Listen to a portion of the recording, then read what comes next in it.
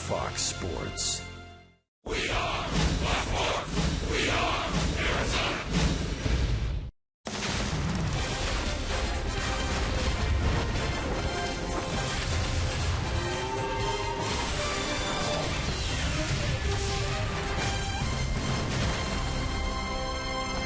We say so long to May. As the D-backs head into June, they'll go in with a winning month and a chance for yet another series win on Mark Trumbo T-shirt night. D-backs fans ready for another one against the Cincinnati Reds, and tonight they're up against one of the top ERA and strikeout men in all of baseball. We'll get a look at the funky spitting motion of Johnny Cueto. It's D-backs baseball right here on Fox Sports Arizona. Good evening from Chase Field. Welcome to the broadcast. Steve Berthume and Bob Brenly along the way. This is the Diamondbacks and the Cincinnati Reds, the third of a four-game series. And for the D-backs, it's another game with A.J. Pollock at the top of the lineup. Bob, it seems almost every night he is our Lowe's never stop improving player of the game. Well, you go back to the 12th of this month, the 12th through the 18th, A.J. was named the Player of the Week in the National League along with Yasiel Puig, and since that time he's hit close to 413 extra base hits.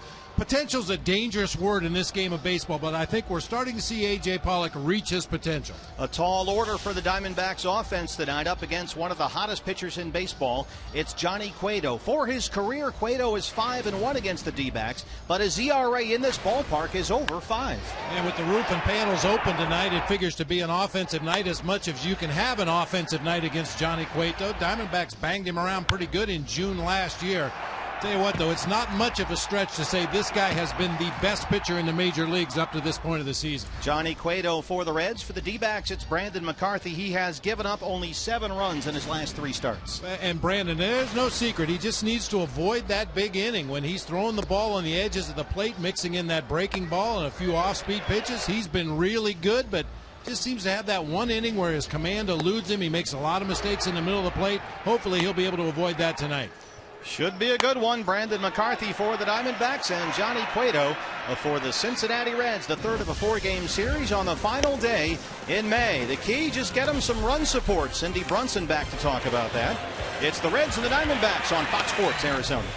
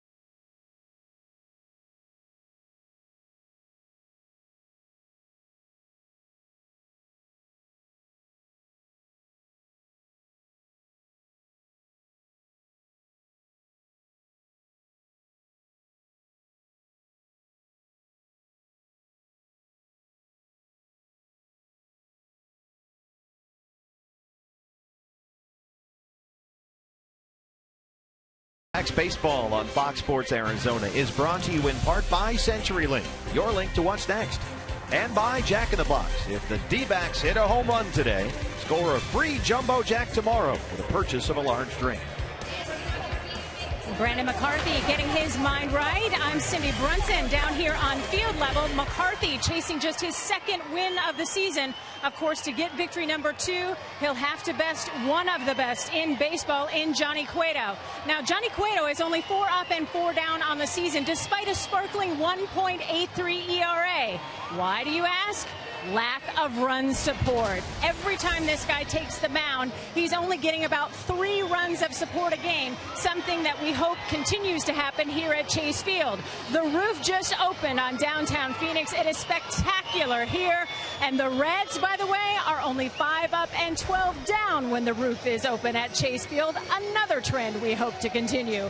We've got first pitch coming up for you. Bob Brindley and Steve Berthew with the call. You can expect sparkling defense to continue to be on display from the likes of A.J. Pollock and some of those Reds fellas, too. We've got game 3 of this 4-game set coming up next. Do stick and stay.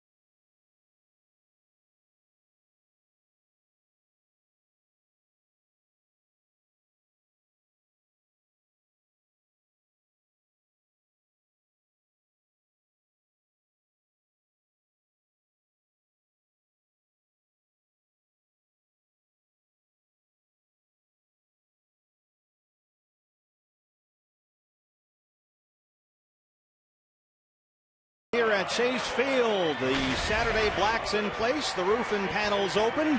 It's the Reds and the Diamondbacks on Fox Sports Arizona. Steve Berthew, Bob Brindley, Cindy Brunson with you. Brandon McCarthy, the starting rotation has been key to a successful month of May. He is up against Johnny Cueto tonight.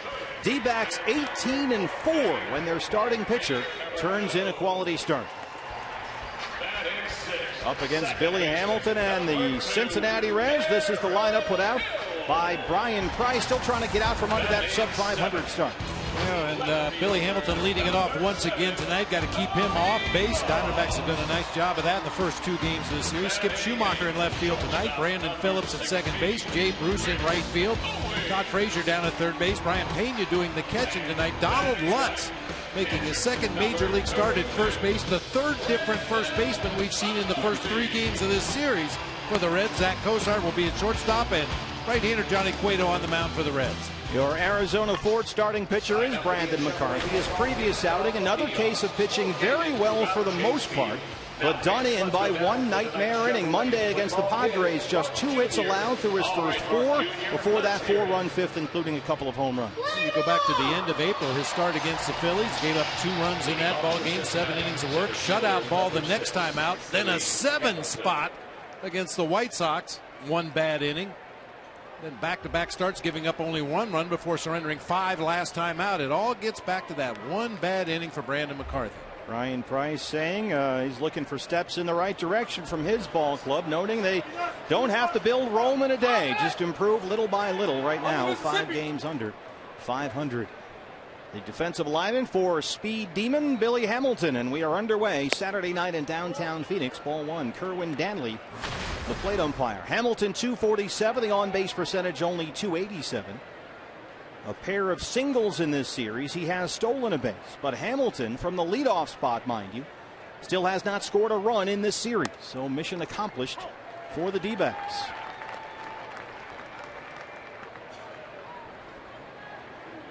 Glad you're with us. Come on in and join us. Chase Field, the Reds and the D-backs. 105 degrees outside, and we are opened up on the final day of May. More bonus days with the roof and panels open.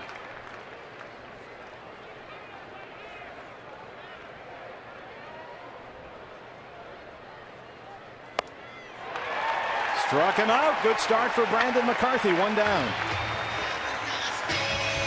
Now it's time for our mid-first bank defense. This is the Diamondbacks behind their right-hander.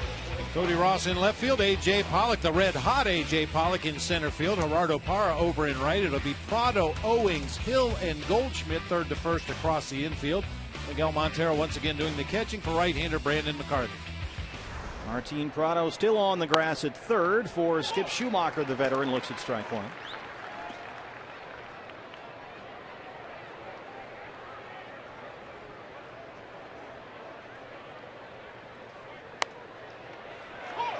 .93 miles an hour for strike 2. Schumacher 233 and a homer. He was 1 for 4 with a single in his start last night. Slaps it the other way, but out of play.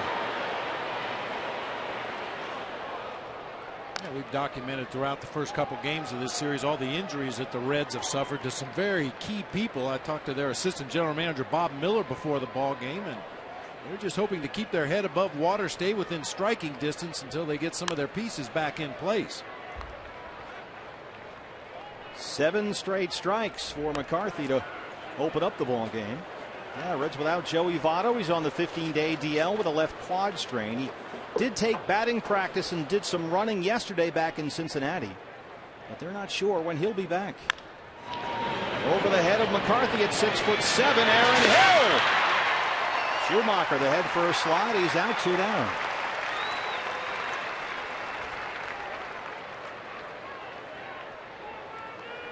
Another nice defensive play by Aaron Hill. He's made some diving stops both to his right and left in this series. This one running across the diamond, throwing back against his body. Skip Schumacher, normally a very solid, fundamentally well-schooled player. You would have a word with him? Yeah, what are you doing? Run through the base. Brandon Phillips. 1 hit in the series so far, a single last night.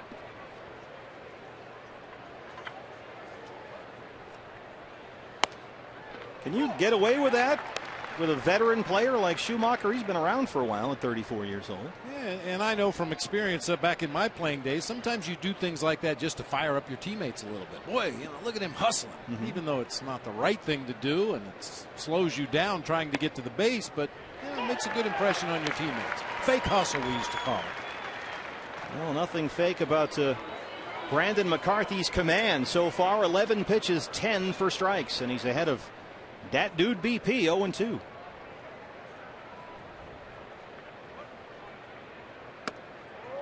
This is away there at 95. A ball and 2 strikes. Brandon McCarthy looking to get off to another good start. He's been very good the first 3 innings of ball games. It's the 4th or the 5th where he can occasionally have issues. And he strikes out Phillips. 2 strikeouts in the inning for Brandon McCarthy, and we are playing ball. Here comes Johnny Cueto.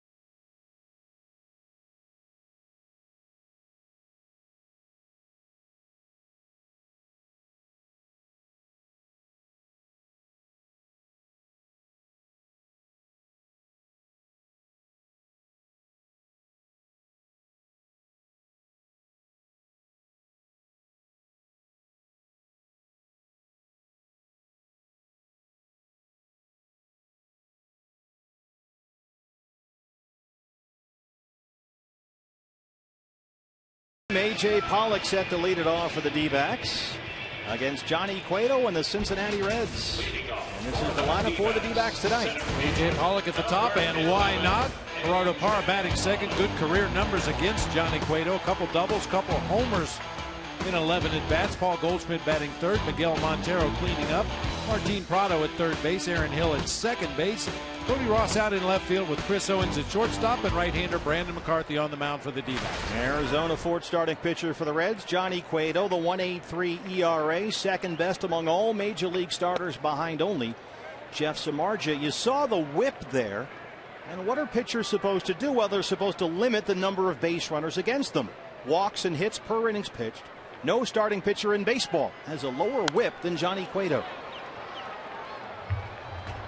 You don't get a lot of base runners against this guy. And he has seemingly, Bob, this year, mastered his unusual delivery. What does this do to a hitter's timing up there?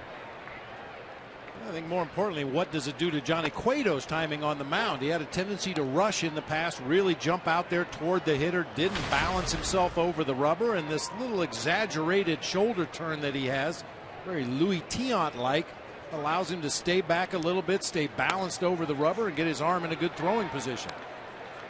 If it happens to affect the hitter, then that's just whipped cream on the sundae. Ooh, Sundays. Cold Stone tomorrow. It's in a soft spot.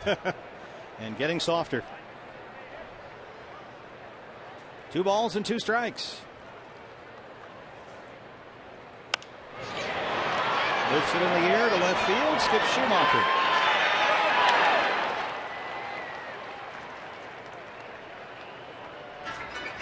Let's check out the Johnny Cueto delivery on Fox Phantom Cam.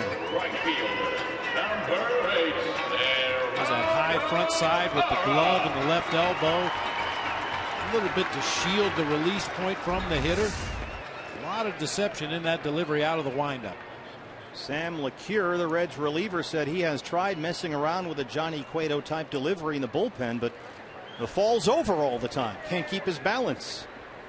And Cueto has worked for years on the mechanics of this unusual delivery. Gerardo Parra. Well, it's definitely not for everybody. We talk all the time about hitters. Simplify things. Eliminate the leg kick. Eliminate the hitch. Get into a hitting position and stay into that hitting position. The same thing could be said for pitchers. Center field, Hamilton. It drops in front. Parra's aboard.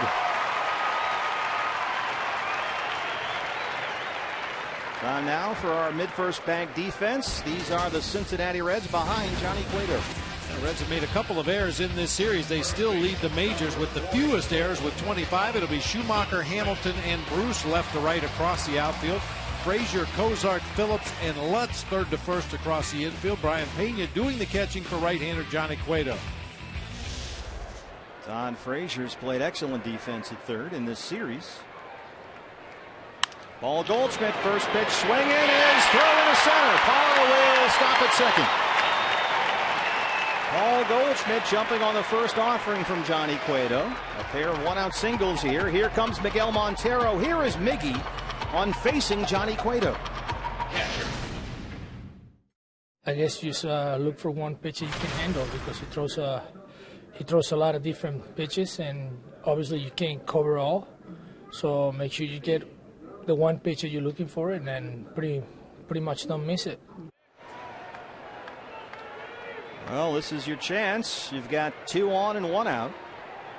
Miggy 0 for 4 last night.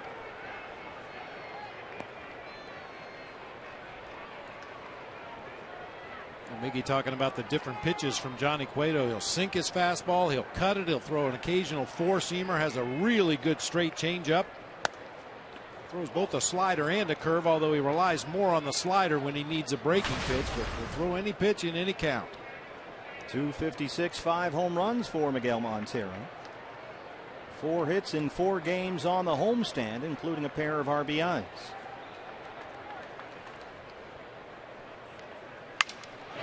Like he broke his bat. Slow roller to first. Lutz gets all turned around. Realize he has no play on the runners. And they get Montero at first, but Parra to third and Goldie to second. While we have a moment, let's take a look at our Valley Honda keys to the game tonight. Cannot waste opportunities against Johnny Cueto, one of the best in the game. If you allow him to get comfortable on the mound, it could be tough sledding for the offense. And for Brandon McCarthy, keep it at 4. He's had 4 horrible innings this year. Let's just keep it at 4. No bad innings tonight for Brandon. Well, no wasted opportunities, and right out of the gate here, the Diamondbacks have an excellent chance with Parra at third, Goldie at second, 2 outs for the red-hot Martin Prado. 268 on the year, 2 homers. And he has excellent numbers against Cueto in his career, 5 for 16. And this would be a great time to cash in against Cueto. This is his 12th start tonight. He's allowed 1 first inning run so far this season.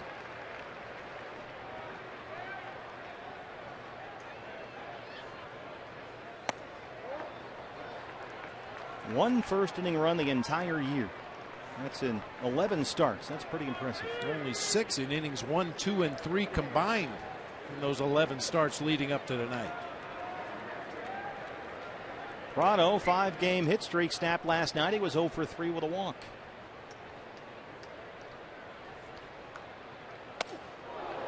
Inside at 93, brushes him back. It's 2-1. And he moves on that inside corner. That's that 2-seam fastball with some tailing action. When it's down, it has some sinking motion as well.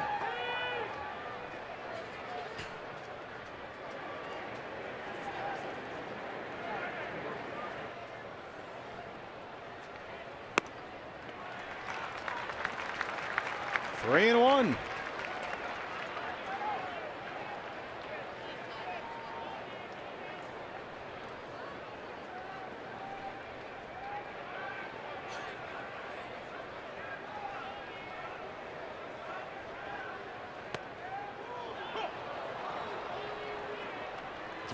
Changeup from Johnny Cueto for a called strike. Yeah, Brian Pena didn't do him any favors the way he caught that ball just off the inside corner, but they do get the call from Kerwin Danley behind the plate. 2 on, 2 outs, 3 balls and 2 strikes to Martin Prado. Over the head of Glenn Sherlock at third.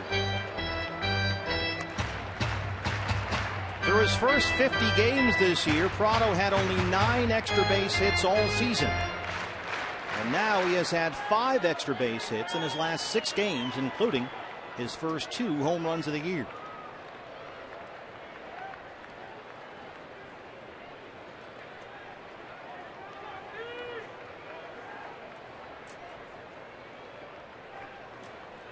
You may notice.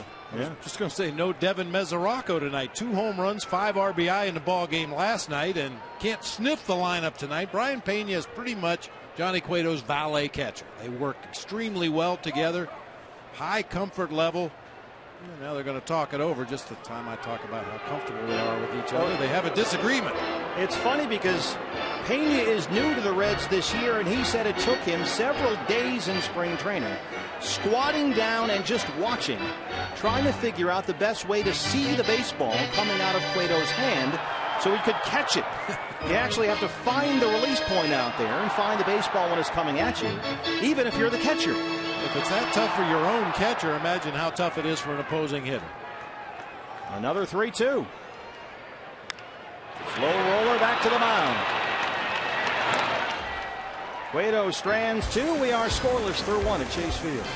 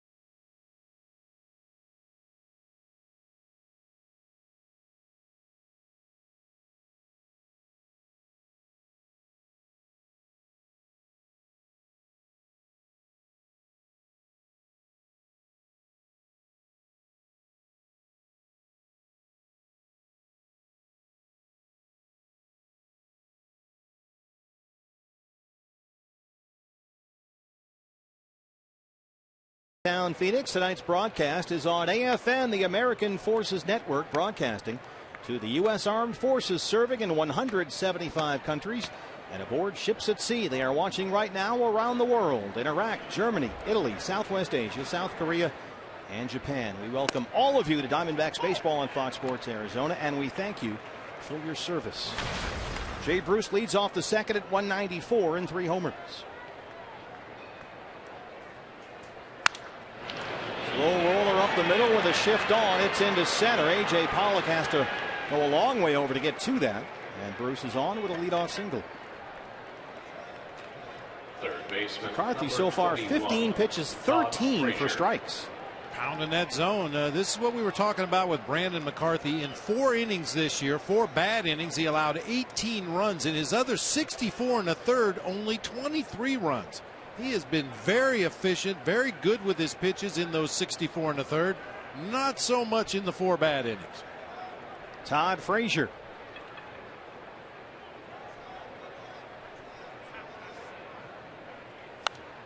It is amazing. Brandon going into tonight a total of 41 runs this season. And 18 of those runs, or almost half, have come in 4 individual innings, the big inning. As Bob pointed out in our Valley Honda Keys to the Game, that is the key. Avoid the big inning. Frazier 271, 9 home runs. I think a big key for avoiding that big inning is recognizing when it's starting to slip away. Whether it's Brandon himself suddenly realizing my command's not quite as good as it was, I'm making some mistakes over the heart of the plate.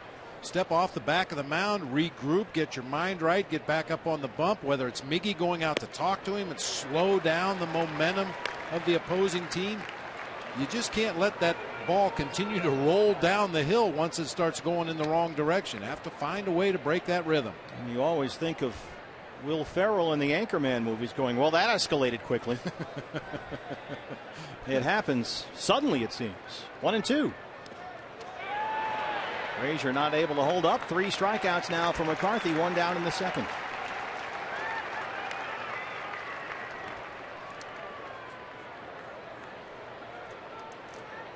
Well, you know, at the end of the year, it's very easy to go through a player's clips of game action and pull out some really nice swings. You can put some real ugly swings together for Todd Frazier.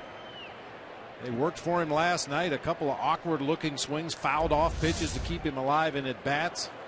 Not that time. Brian Pena, the catcher. Double play ball here. Chris Owings takes it himself. They erase the leadoff single, and they send us to the home half. No score at Chase Field. The Reds and the D-backs on Fox Sports Arizona.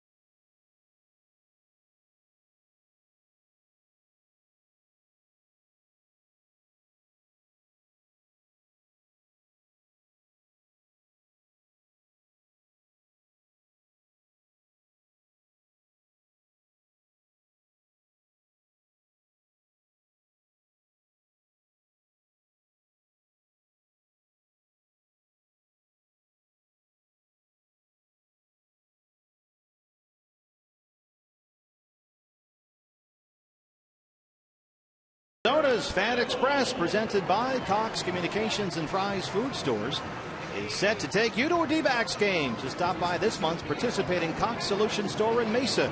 And you can enter to win 2 seats on the Fan Express bus. You get round-trip transportation to the D-backs game here at Chase Field on June 22nd. All the information you need is at foxsportsarizona.com. And get on the bus, Gus, and we'll see you down here at the ballpark. And what a night to be here. Roof and panels open on this final day of May. The Reds and the Diamondbacks. Aaron Hill leads off the Arizona second against Johnny Cueto.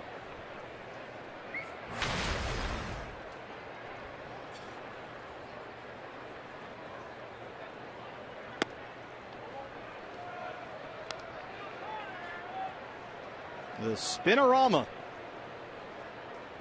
of this Reds right-hander. The El Tiante. One is chopped in the hole to short. Cozart has it.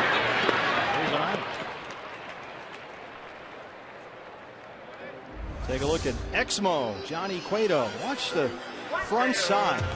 Cueto was a .500 pitcher with an ERA close to 5 back in 2009. And he'd get out there and spin around on the mound, and that left side would come flying open toward first base. And Brian Price, who is now his manager, was the pitching coach at the time, and he wanted a bigger, more exaggerated hip turn, as we saw there, to kind of keep from flying open toward first. And boy, has it worked. His ERA for the season has been under 3 now in 4 straight years. Cody Ross at 190 and a homer.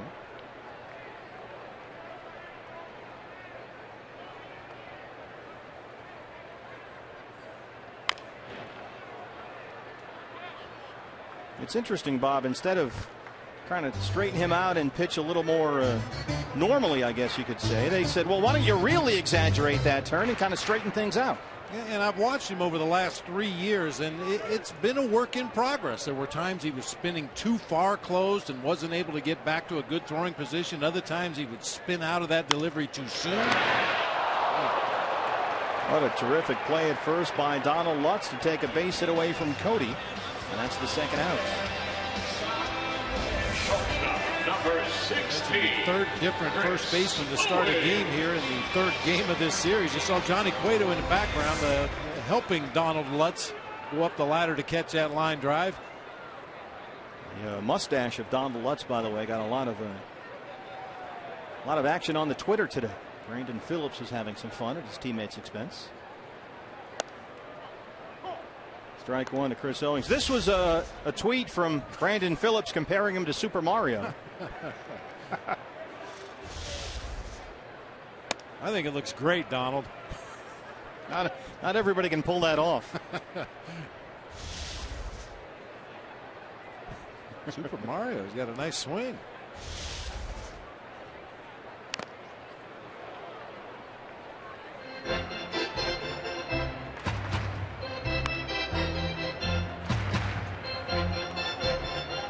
Chris Owings 0 for 4 last night, couple of strikeouts. He's now at 269. 5 hits in 5 games on the homestand. 4 of those hits came in the series finale against San Diego when Chris went 4 for 4.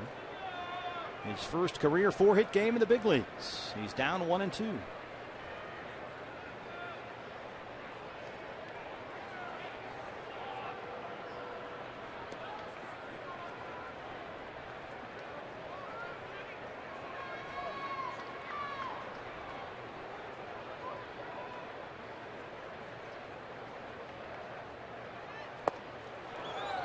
Well, you said take advantage of your opportunities. 2 base runners in the first are stranded. Cueto works a 1-2-3 second. We are scoreless as we head to the 3rd.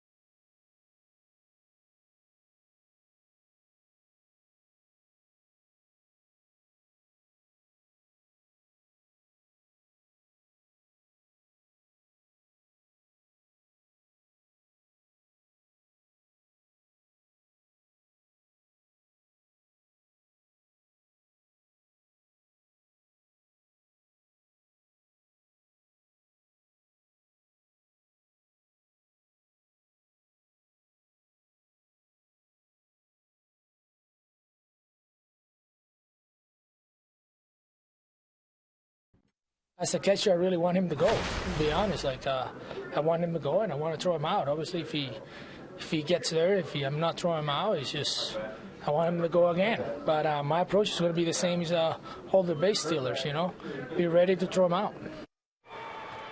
Miguel Montero providing our Geico quote of the game. As I asked him his approach against Billy Hamilton, he says he wants the guy with 19 steals on the season to go ahead and run because he wants to gun him out. I couldn't help but think, wow, you might want to be careful what you wish for. Bob, what do you think? Well, you certainly appreciate the attitude from Miguel Montero. You want to gauge yourself against the best in the game, but yeah, you got to be careful. There was a minor league catcher for the San Francisco Giants back in 1977 playing in Fresno, California against the Modesto A's, who had a guy named Ricky Henderson on their roster and another burner named Ricky Peters.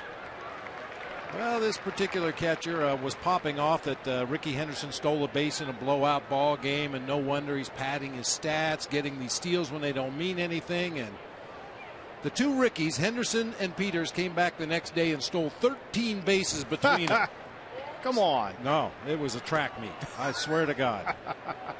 Off to the races. Whatever happened to that guy? Needless to say, he didn't make it to the big leagues. Donald Lutz leads off the third.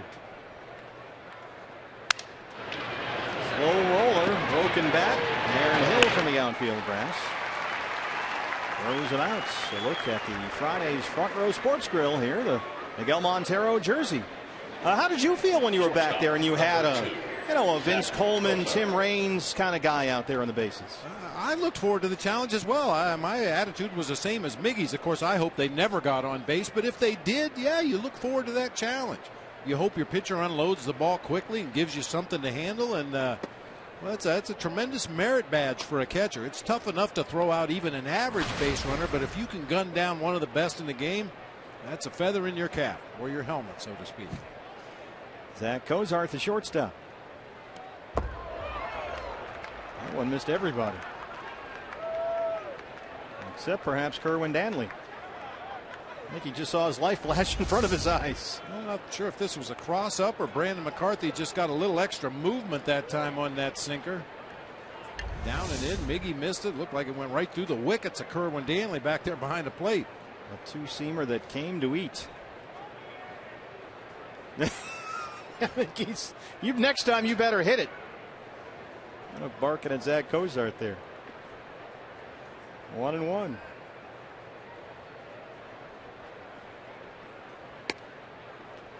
.94 down and away for a strike. A ball and 2 strikes. We talked about how Brandon has had troubles with the big inning. It's always, it seems, in the 4th or the 5th. But to tell you what, through the first 3 innings, he has been outstanding as of late. In fact, over his last 5 starts, Brandon has not allowed a run through the first 3 innings of the ball game. He has been excellent the first time through the order. Last 5 starts, a total of 5 hits in the first 3 innings without allowing a run. And then those big innings come sometimes in either the 4th or the 5th. But first 3, he has been lights out. Yeah, his ERA in the first 3 innings of starts this year is 2.18. In innings 4, 5, and 6, it jumps up to 7.14. Is there any way to answer the question why? You've talked about what to do and how to prevent it, but what's happening? Well, specifically the one in Chicago, we remember that all too well. He just made mistakes right in the middle of the plate. High chopper to Prado at third. He's got to hurry. Strong throw for Martin, 2 down. I mean, Brandon's been throwing a lot of strikes in the early going. 24 of his 30 pitches have been in the strike zone already, but they've been quality strikes around the edges with some movement, changing speeds a little bit. That one bad inning he had against the White Sox, every pitch was middle of the thighs, middle of the plate. Didn't matter if it was a fastball, a breaking ball, a changeup, everything found its way to the middle of the strike zone, and you just can't pitch that way to big league hitters. So he's just at some point hitting a speed bump in terms of the command. Cueto rolls the first one to second. Aaron Hill throws him out, so a 7-pitch second for Brandon McCarthy and a 1-2-3 third. And he has kept the Reds scoreless through 3. CenturyLink, your link to what's next. Coming up, Gerardo Parra, good career numbers against Cueto.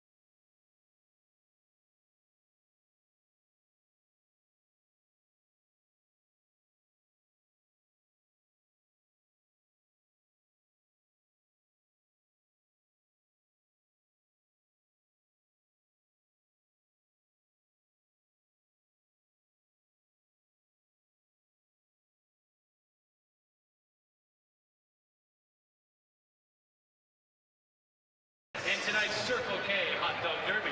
Circle K, what else do you need? Fans, it's that time. The Brenly Committee is in session, so tweet us your photo using the hashtag AZFanPhoto for your chance to have it shown in our game broadcast, brought to you by AT&T. That young lady wearing the D. Baxter ears hat. It is Baxter's birthday tomorrow, and first 5,000 kids at Chase Field get that hat personally designed by the president of the D. Baxter fan club, our own Ralph Kelso. Ralph did an excellent job there. Brandon McCarthy leads off the third against Johnny Cueto, who's retired the last 5 he's faced. The committee had some issues here tonight. The governor's not in attendance, and Brandon Webb is not here, so we put Luis Gonzalez as a probationary member of the committee, so he'll be involved. Are we trying to get this right? Jeff Munn on the call tonight on 98.7 FM. Leo Gilmartin overseeing, as he always does in the booth, in there with Gonzo. 1-2 now on Brandon McCarthy. Gonzo, who knows what could pop up.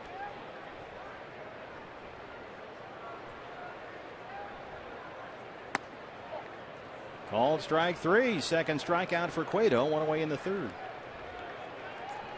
Well, Johnny Cueto tied for second in the National League in strikeouts with Madison Bumgarner, just 5 behind Steven Strasburg going into the ballgame.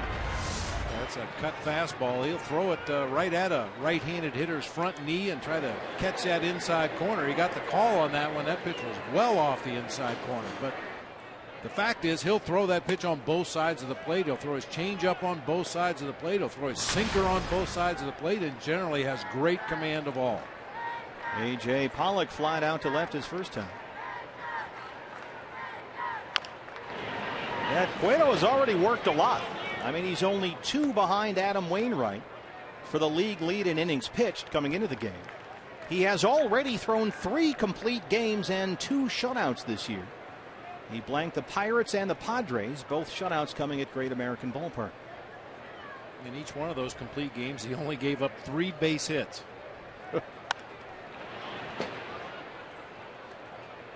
He has officially gone next level, along with some others apparently. I mean, Cueto's always been good, but now he is among the elite, striking out more batters per 9 innings than ever before in his career, and he's walking fewer batters per 9 than ever before. He's ahead of A.J. Pollock, a ball and 2 strikes.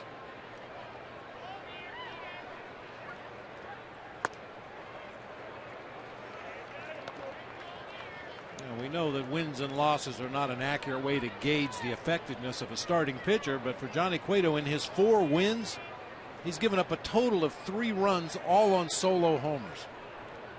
It's tough to get any kind of sustained inning going against him. Off the glove of Cueto, he has time to recover and throw out AJ. 2 down.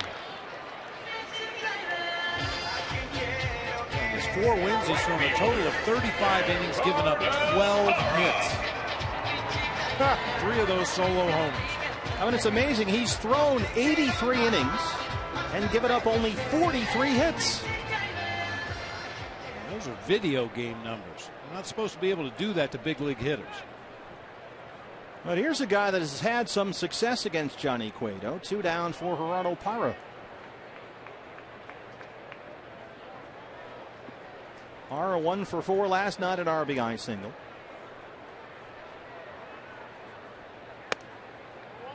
Looks at ball 1.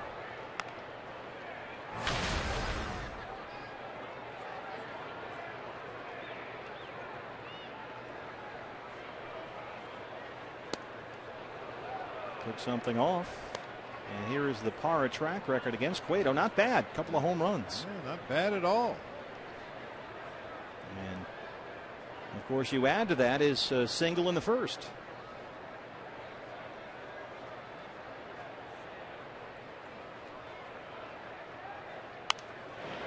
One and 2. Gerardo Parra has reached base safely in 24 of his last 26 games.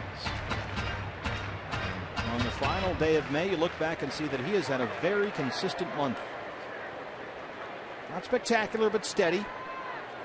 Only 4 games all month in which Parra did not get at least 1 base hit. He opened the month of May with a 10-game hit streak. Shoots that one down the left field line. That is a fair ball. Parra heads for second.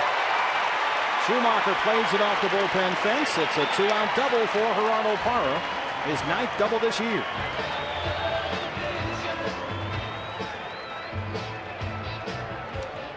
Track record. I'm telling you, and there's no real easy way to explain why some guys hit so well against good pitching, but Gerardo Parra definitely has Cueto's number. Nice approach this time, stayed right on it, kept it fair down into that left field corner, and now a 2-out opportunity for Paul Goldschmidt. That ends a streak of 7 in a row set down by Cueto, and now he'll deal with Goldie, who singled his first time up tonight.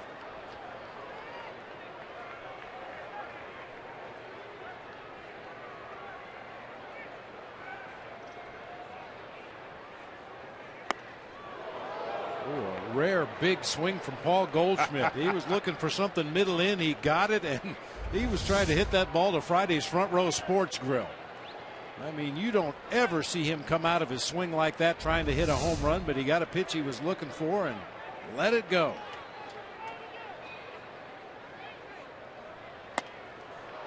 Fans at that one quickly at 0-2. Boy, Pena back there behind the plate, Bob, really waits till the last moment, then he kind of hops over and sets up where he wants to pitch. Different ways to set up back there behind the plate. Some guys are very smooth and will just slide that one leg out there and then move out to the corner. I think he wants this one down in the dirt. He just kind of jumps into his position. Goldie can't lay off. Chases that one there. 3 strikeouts for Cueto. No score after 3.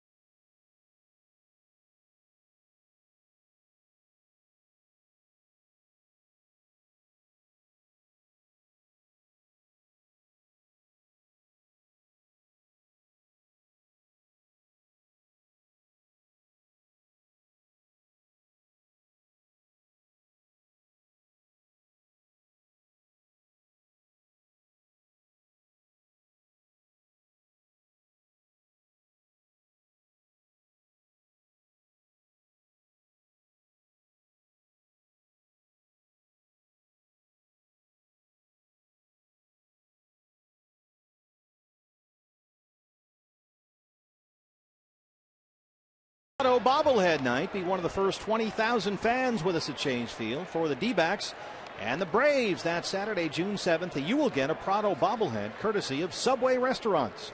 You can get your tickets at dbacks.com/tickets. The Martin Prado bobblehead. That is a must-have item. Yeah, complete with the shin guard on that front leg. Yeah, it's got some jewelry on there as well. Martin hitting the ball the other way, as he often does. And coincidentally, not ironically, comes against his former team with the Braves in town. Billy Hamilton. And once again, Prado and Goldie on the corners are well in, almost even with a pitcher's mound. Hamilton struck out his first time. We are through the third, and this is where we hope to avoid the big inning. Yes, he went 2-1. Well, I like the fact that the Diamondbacks pitching staff in this series has attacked Billy Hamilton across the top of the zone. We talk about little guys all the time with speed to spare. You want him to hit the ball in the air. Billy Hamilton doesn't have the kind of power to hit the ball out of the ballpark or even split the gaps very often. If you can get him to hit the ball in the air, you've got a pretty good chance of retiring him. And until he learns to lay off those pitches, I imagine he'll just see more of them from other teams. Absolutely. Shoots that one the other way and drops it in front of Cody Ross. And Hamilton's aboard, and now the chess game is on.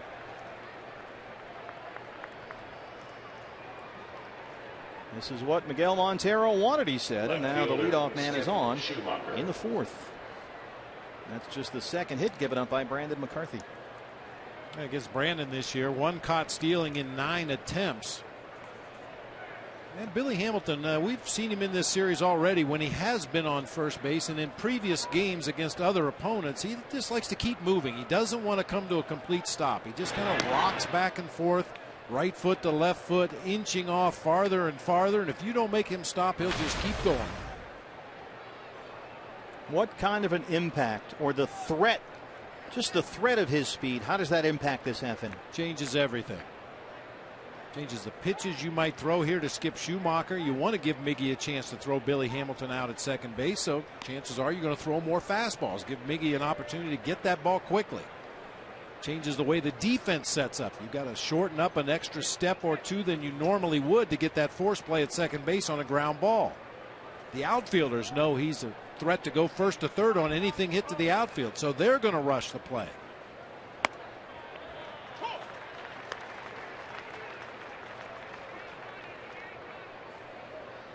And Brian Price has talked about that. It's not just because of the stolen base that he's a factor, but the times to the plate of the pitchers, the lack sometimes of pitch quality by the pitchers, because they're concerned with Hamilton. The throws over, all the throws over, which he says is a huge distraction, where pitchers trying to rush their times on the delivery to the plate. These are all things that Price has said he's noticed with Hamilton at first. And you hope it wouldn't affect the Diamondbacks as much as some other teams, because they pay attention to every base runner. We've documented it in the past. They come to a set position, hold for a 3 count, come to a set position on the next pitch, hold for a 5 count. On the next pitch, come set for 1 second, deliver the ball. Don't allow that base runner to time your delivery to home plate. They were practicing that, in fact. Earlier this afternoon, all the D-backs pitchers were out there. Chopped over the head of Goldie and into right. Hamilton is on the run. He'll head to third.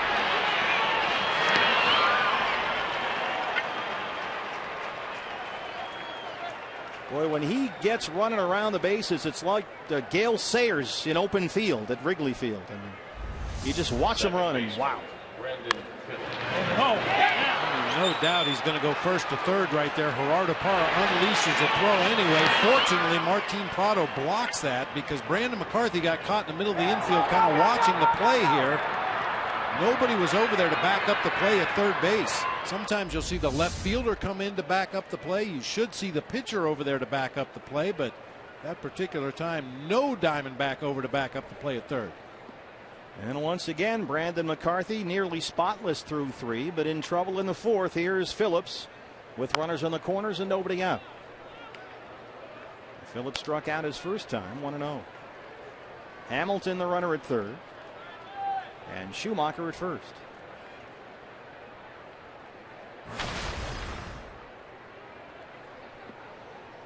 Brandon Phillips scuffling right now, 2 for his last 20. That's out of play. One of those hits was a home run off Clayton Kershaw. That was at Dodger Stadium earlier this week.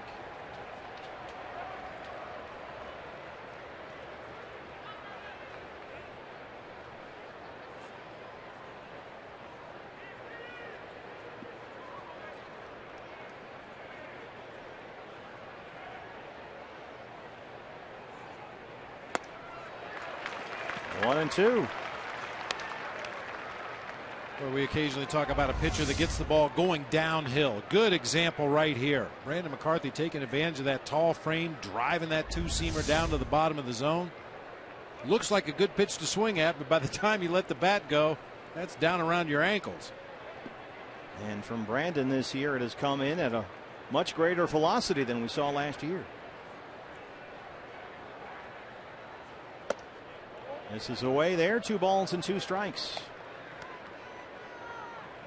It's consistently 93, 94, 95. Last year it was a low 90s at best. And with an easy delivery, it doesn't look like he's doing anything differently than he was doing last year. The ball's just coming out of his hand much cleaner this year with a couple of extra miles per hour. 2 balls and 2 strikes. He did not go. This is Lance Barksdale at first.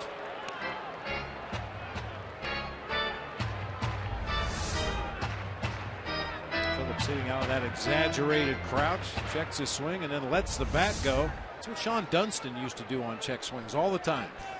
Check his swing and then just throw his hands in the air and let the bat go. Hide the evidence. His first 3-ball count tonight. 43 pitches, 32 for strikes.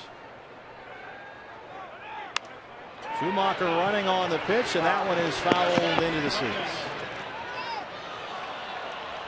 I imagine umpires might complain about that, wouldn't they, if you're trying to check your swing and suddenly you just drop the bat? I don't know. Sean Dunston did a lot of funny things out there on the field. Nobody seemed to mind. He played the game with so much energy. You know, a lot's been made of bat flips and bat tosses, especially Yasiel Puig, sometimes on a single off the wall. But Sean Dunston, and every time he made contact, the bat would end up out on the left side of the infield. Schumacher running again, and Phillips lines it into center. Hamilton had to hold up. He'll come in and score. And Schumacher is in at third. It's 1-0 Cincinnati. 3 straight red singles open up the 4th against Brandon McCarthy.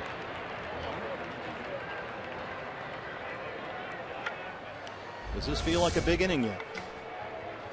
Well, you know, he has to throw a strike right there in the 3-2 count, and I think Mike Harkey feels like it has the feeling of the beginning of a big inning. He's going to make a trip out to the mound right now and try to stop this Reds momentum. Brandon McCarthy, if you count tonight, last 6 starts, has not allowed a run through the first 3 innings. In fact, only 6 hits total in those 6 starts through the first 3. But then you get into the 4th and the 5th, and on occasion he's run into trouble. A 3-run 4th in Colorado, 4-run 5th at Wrigley Field, 7-run 4th against the White Sox, and a 4-run 5th inning his last time out against the Padres. Mark Trumbo designed those shirts. Mark Trumbo t-shirt night here at Chase Field. Here's a guy that can hit it a long way, just like Mark, Jay Bruce.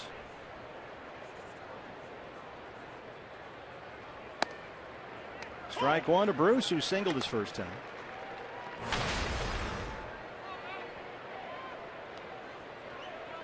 First and third, still nobody out.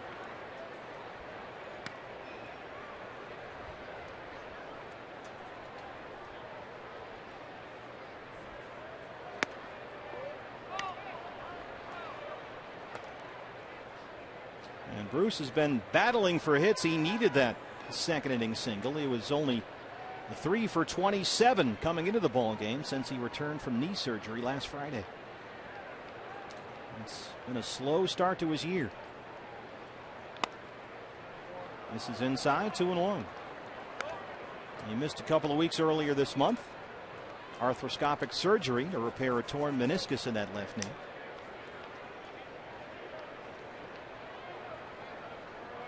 They thought he was going to miss a month. He came back in 2 weeks. 2-1. Go down to first. Phillips is back in time. Well, that's a great time to attempt to pick off. Why? Got a left-handed batter at the plate, so the catcher is somewhat screened. You had the swing and a miss. Most runners are going to take an extra half step on their secondary lead when they see that batter start to swing the bat. Miggy just stepped right behind Jay Bruce, snapped that throw down to Goldie. 2-2 is lined down the right field line. That is a foul ball.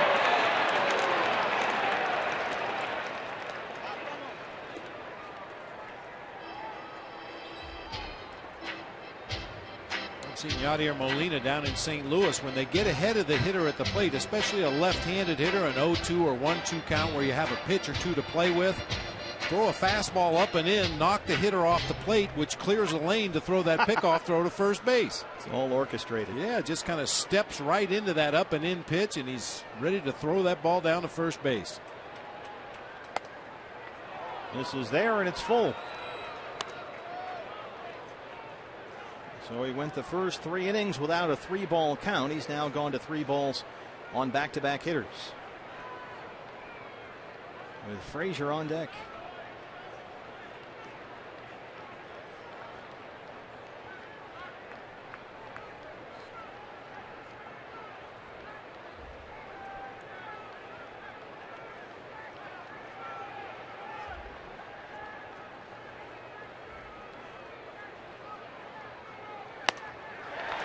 Gets the strikeout.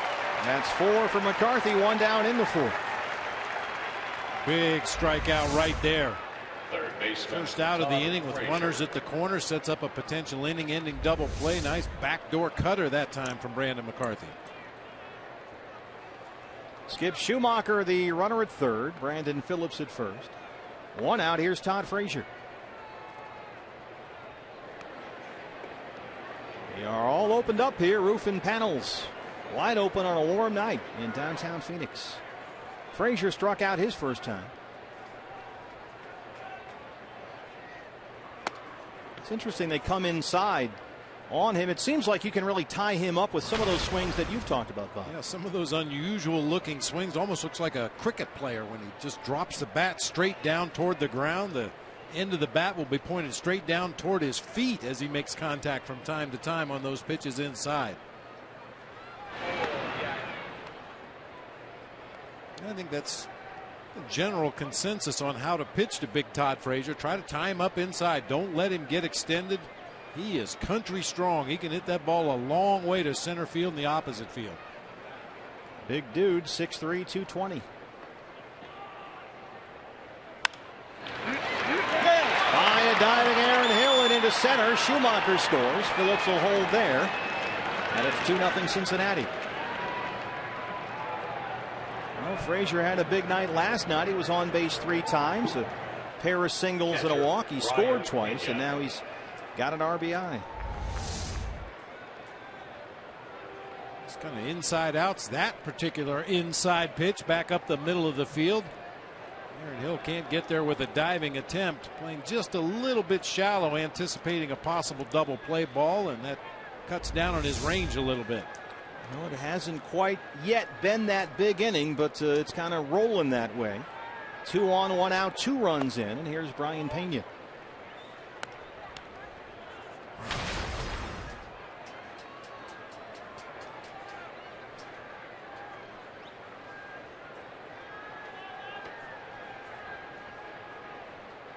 Pena is a hot bat right now, despite his double play ball in the first. He is 11 for his last 25 up there. And he lines that into right center. It gets down. Here comes Phillips. He will score. They hold Frazier at third. It's 3-0 Reds. 5 hits in the inning for Cincinnati.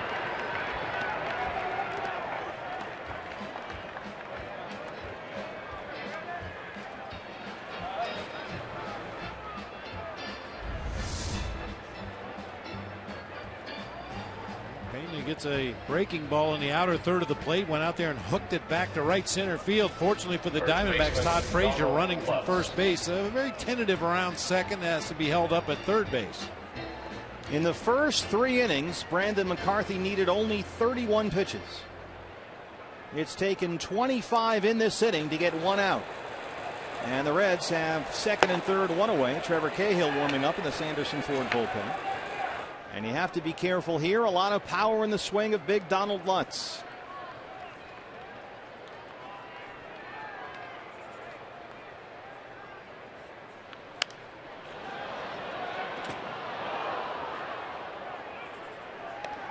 Lutz grounded out his first time, just called up by the Reds last week. Spent most of this year with Double-A Pensacola, the Blue Wahoos. He hit .360 there. 6 homers in 23 games.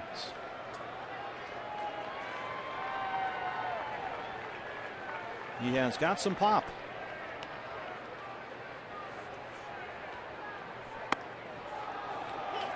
Oh, 0-2. Lutz has had a 20-homer season at the minor league level in Dayton in A-ball, and then 22 homers combined last year between Bakersfield and Pensacola. They have a beautiful new ballpark down there in Pensacola, right on the water. It's kind of like a mini AT&T park. Almost brand new. It is one of the nicest minor league parks in America, down in the Southern League. Yeah, but do they have garlic fries? No, and you know what else they don't have? Seagulls. Oh, there you go. So it's kind of a push. Infield in. Persoe's coming home. They got Frazier hung up.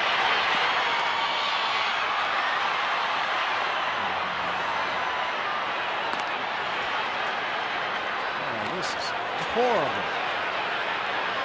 What do you see that you don't like? Way too many throws. Bunch of stationary defenders just playing catch. Now, because Frazier was the runner that started on third, he's entitled to the bag, and Pena is out. What happened? I mean, the idea on any rundown is to get the runner committed. Make him turn and run. Don't allow him to shuffle back and forth and maintain distance between defenders. Right here, Miggy he's doing it right. Go right at him as hard as you can, but Martin Prado didn't close ground. Ends up catching the ball flat-footed, and then now we're just playing catch. And now you've got 2 runners at third base, so this is absolutely the right thing to do. But had they executed that rundown better, you would have had runners at first and second instead of second and third.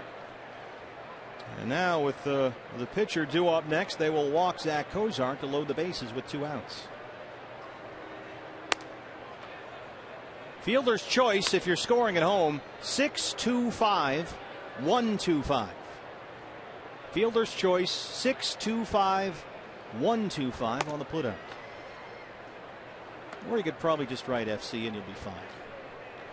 If there's more than 2 throws, I just put run down out. Very technical. Reds have them loaded with 2 outs for Cueto. Pitcher Johnny Cueto. The big inning. Came back to haunt him again tonight.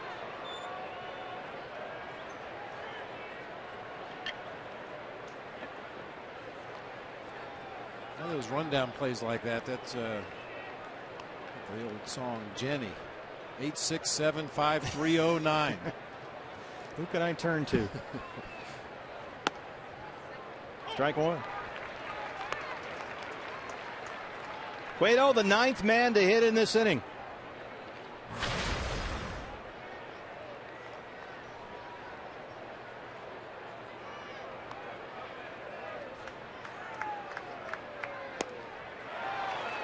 He's not much of a hitter up there. Kind of spins around like when he's pitching. Yeah, I was just thinking the same thing. Spinning in the opposite direction as a hitter.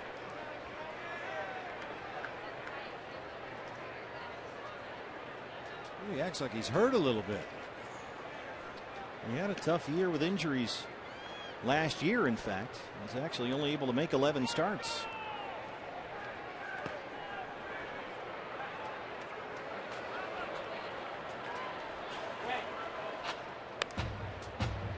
He was plagued by a strained right lat muscle and twice had to leave starts early last season. 3 separate times he went on the DL, including one stint that lasted more than 2 months.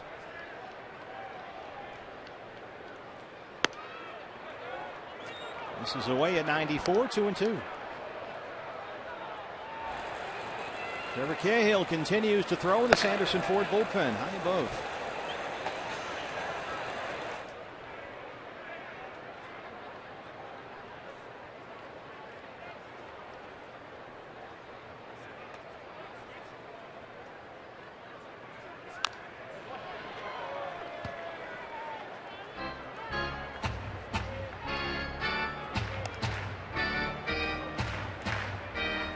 Another case of Brandon McCarthy having excellent command. He was a strike thrower and being just flat out dominant through the first 3 innings, but then either the 4th or the 5th, tonight in this case the 4th, just gets away.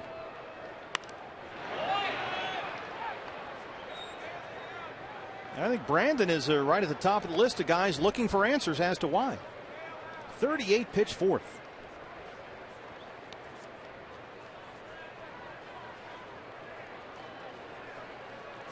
It took 31 pitches to get through the first 3 innings.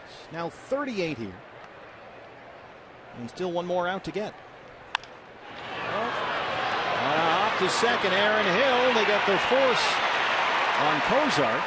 And that ends the Cincinnati 4th. But the Reds score 3. They lead it 3-0. And it is time for the Subway inning of winning. So let's go up to the sandlot where Mike, Vanessa, and the Rallybacks are standing by.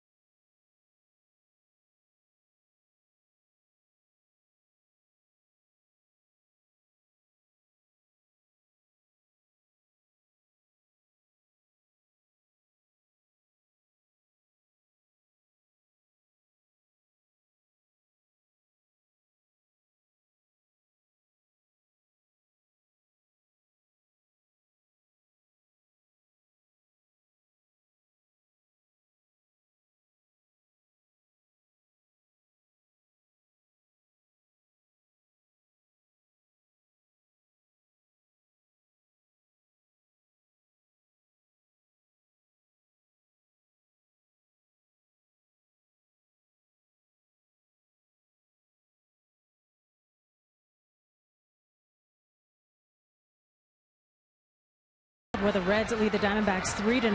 That 3 runs of support important because Johnny Cueto is only 4-4 on the season because he only gets on average 3 runs of support. So it's a good thing the Diamondbacks were able to hold the Reds to that 3-run total so far. And maybe the fact that it took 21 minutes to play that half inning might be a hitch in Cueto's giddy-up going forward. Fellas, back to you. Thank you, Cindy. And also, Bob, it looked like Cueto, I don't want to say he injured himself from up here, but he was talking to the trainer in the dugout between innings there, and you saw him kind of stretching out his back or his side trying to get loose in the batter's box. Yeah, it appeared he was playing around with the left side of the bottom of his rib cage. Last year his injury was a strained right lat that put him on the disabled list, and he had a word with the trainer very quickly when he got back to that first base dugout, but grabbed his glove and his hat and went back out to the mound, went to work. There is the discussion between innings. Miguel Montero leads off the 4th for the D-backs. Strike 1. Miggy grounded out his first time. This spring, Brian Price did ask Cueto to shorten that big turn just to modify the extreme twisting motion and try and preventing more injuries to that lat muscle or shoulder fatigue. Only able to make 11 starts last year. They need him healthy. He is their horse. One attempt is chopped up. Long run for Cueto, and he will just eat it. Miggy's aboard to lead off the fourth.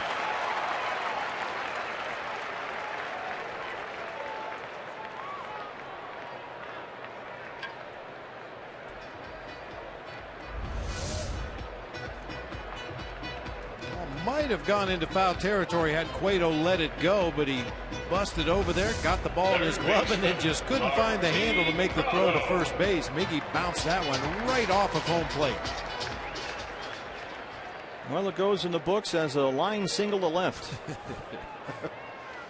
Montero aboard. Here's Martin Prado.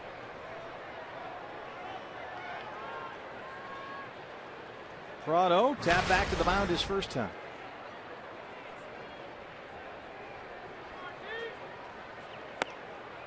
Strike one. I don't think it's a coincidence that after that at bat that we saw Cueto have to end that last inning, grabbing at his left side, and Miguel Montero was sitting right there the whole time. Oh, you're hurt, huh? Maybe I'll try to bunt my way on base. I like it.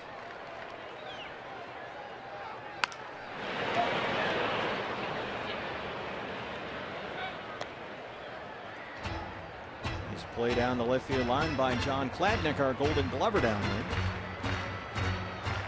John is known for his instincts. He gets great reads. That's a scouting report, huh? Yeah, well, I got a whole book on these guys. Scott Chan down there at right field. Khakis ready. 0-2. Yeah, we have spray charts and all kinds of scouting information on the Golden Glovers. We've got some extra help up here tonight. Charting pitches. Real experts. Slow roller to Cozart at short. And they turn two. Well, that ball was hit so slowly you didn't think they would have a chance to get it, but they get 2 outs. And it brings up Aaron Hill. I was kind of hoping Brandon Phillips would concede the runner going down the line there at first. Martin Prado. Watch Prado look to his right here as he gets to the base. Yeah, let it roll, let it roll. Yeah, that's what base runners are taught to do. When that throw's coming into first base, you want to look to your right and see if there's an overthrow. Maybe get the best jump possible to advance on to second base if the ball does get by. Always look to your right as you cross the bag to see if there's been an overthrow. Cueto erases the leadoff single and throws strike one to Aaron Hill, who grounded out his first time. Aaron, an RBI single last night. That coming off his 3-hit game in the series opener, including a home run. Hey, when the D-backs win, you win at Papa John's. The day after every Diamondbacks win, you get 50% off your regular menu price online order at Papa John's. Enter promo code DBACKS50 at papajohns.com. High in the air. Easy play for Hamilton, who calls off Schumacher. And that's the inning. We are through 4. D-backs trail it 3-0. And if you are celebrating your birthday here at Chase Field,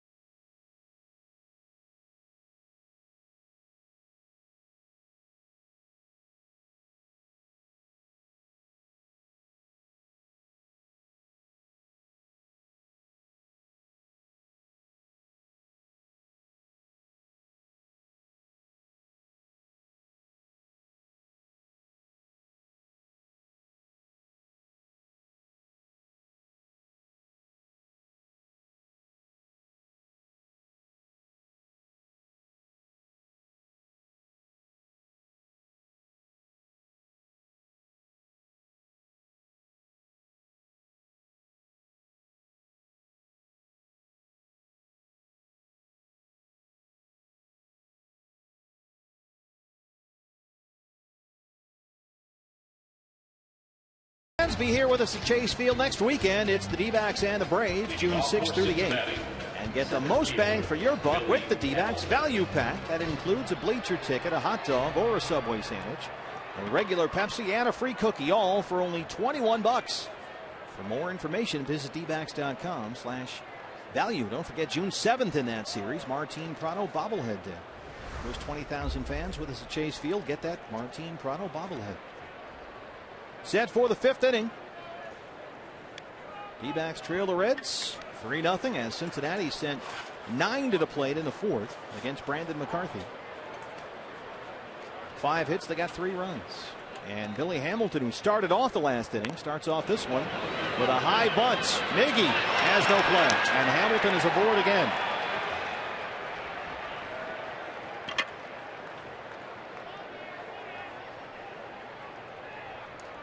You asked me earlier what kind of effect speed has on a ball game. That's a perfect example right there. Miggy really had to rush out of the chute. He knew it was a do or die play. The ball took kind of a squirrely hop, came back a little closer than Miggy was ready to handle, and Billy Hamilton on at first base. When you know you've got to rush the play defensively, that's when mistakes happen.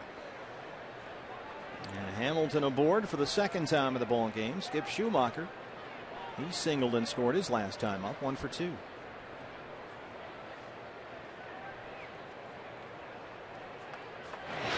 Is it hard to hit behind a guy like this? Well, it can be. That's why you like your number 2 hitter. Historically has been a guy that's willing to take pitches, is not afraid to hit with 2 strikes, because you want to give that base stealer every opportunity to get himself into scoring position. Very unselfish spot in the lineup behind Billy Hamilton. Look at him just creeping. He keeps a little bit of movement. Even if he's not expanding his lead, he's not frozen. His legs aren't frozen to the ground. He's constantly rocking back and forth. The Reds want him aggressive out there on the bases. They want him to try and make things happen. And Hamilton, he's very sure of 2 things. One, his speed, which is beyond question. And the other are his baseball instincts. He says he has great baseball instincts. He likes to think of himself, I'm not an athlete, I'm a baseball player. He takes a lot of pride in that. There he goes. Here's the throw from Montero. Hamilton is in there. That would be his 20th stolen base on the year. I think that throw got a big piece of Billy Hamilton as he went into second base head first that time.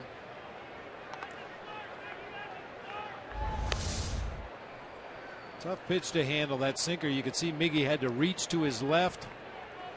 Ooh, kind of got in there on a hop. Actually got Chris Owings on the glove first, took some of the sting off of that throw. Yeah, Hamilton got a glove in the face here. And you got to keep an eye on him back there as well. Even with nobody outs in the inning, if he thinks he can get a jump at second, he's likely to break for third. And Prado was playing in on the grass earlier with Schumacher up there, and now he's back almost even with a bag at third. He can disrupt things out there. Let's take a look at the slide on Fox's Phantom Cam.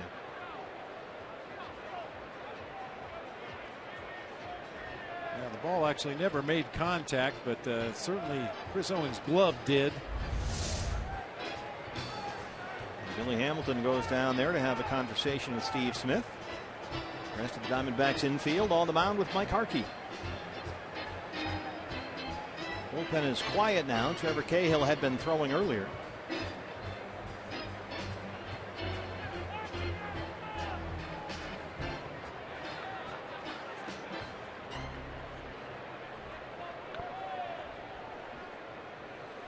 And remember Skip Schumacher last year as an LA Dodger. 125 games in LA, hit .263. Prior to that, the longtime St. Louis Cardinal, 8 years in St. Louis.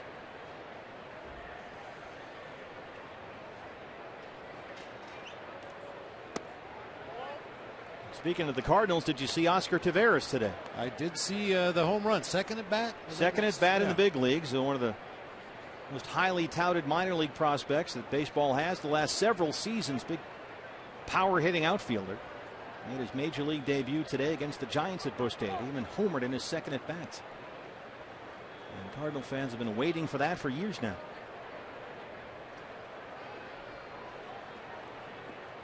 So that's a name to look out for, Oscar Taveras in St. Louis. 2-0 to Schumacher. Hamilton on second.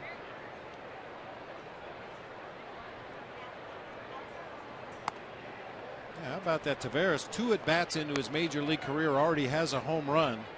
5 days ago, Ben Revere hit his first homer in, I don't know, how many, 1,500 games or something like that. Ridiculous. Closing in on Kuiper territory. The iron lefty, Joe Thatcher, is up and throwing. There's a strike.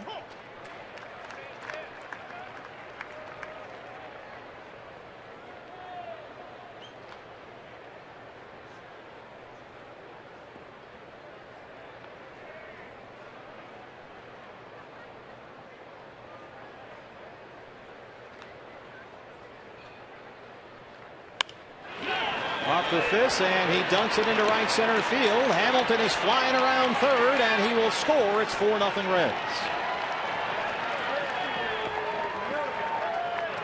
Billy Hamilton has been on base twice. He has scored twice. I'm telling you, we raved about his speed, but this is another perfect example of what speed will do. He had to wait to make sure that ball got down in right center field. He didn't get a great jump at second base. But Steve Smith, the third base coach, didn't hesitate one iota to wave him on around the bag at third. And he scores without a play. Look at him go. His exploits have become legendary. He once went from first to third on a ground ball back to the pitcher. And he once tagged up from third base and scored on a pop-up to second. That's how fast he is.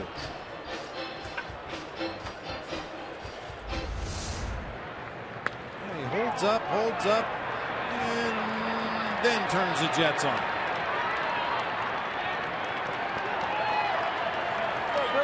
He even runs back to the dugout fast. Brandon Phillips, center field, long run for AJ, and he won't get there. Schumacher will come around and score, and Phillips heads for third. And he is out of there.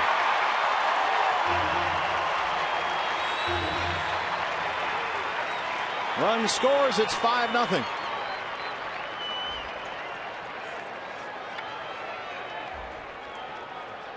Right fielder, Jay Bruce.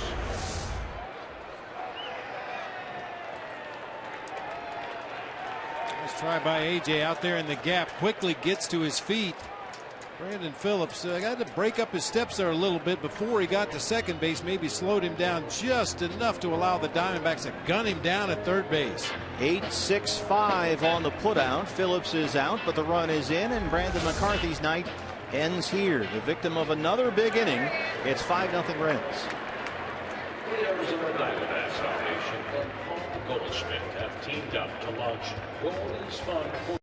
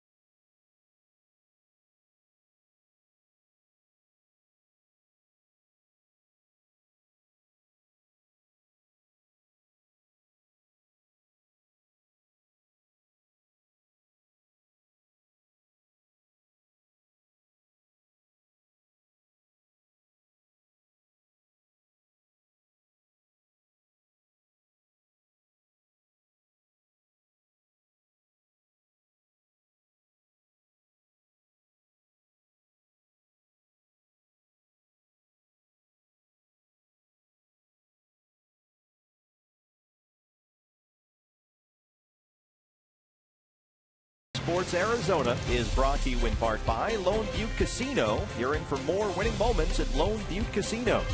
And by Cox Communications. Bundle and save with Cox. Back at Chase Field, Joe Thatcher, the left-hander, in to face Jay Bruce. Strike one for Joe. His 24th appearance of the year, an excellent 2.35 ERA. Bruce has singled and struck out, 1 for 2. Brandon McCarthy gave up just 1 hit through the first 3 innings, and then gave up 8 hits, 5 runs in the next 1 1/3.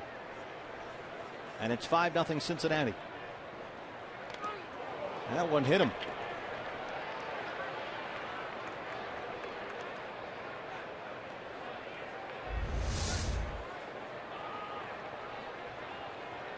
He just overthrew a slider right there, never really took the break. With the pitcher spot due up third for the Diamondbacks in the bottom half of the 5th inning, it looks like they're going to try to get Joe Thatcher through an entire inning here, and that means he's going to have to face a couple of right-handed hitters. You've got Pena coming up after Frazier. He's a switch hitter. Then Lutz, the lefty. First pitch off the fist is popped up. Chris Owens calling for it behind the bag, and he's got it. That's the second out.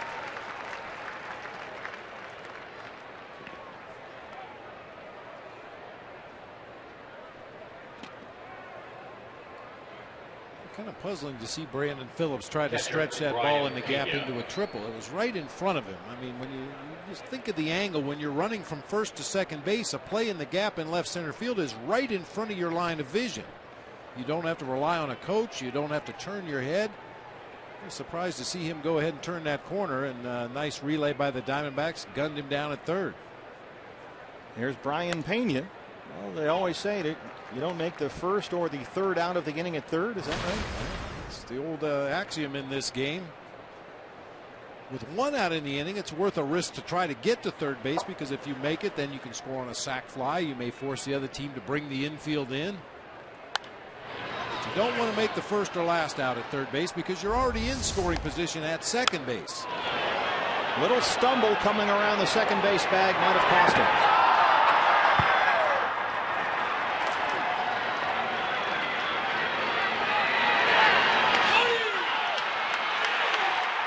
If at any point in that 270-foot sprint he would have just put his head down and run instead of watching the play in left field, he's probably safe at third base. And that was also a great example on a ball hit to deep left center field about how the umpires have to rotate over. Well, the base umpire has to go out there and monitor the play of the outfield, so Kerwin Danley, the plate umpire, rotates over and makes the call at third. And had the play continued, we would have seen the first base umpire, Lance Barksdale, slide down the line and make the call at home if necessary.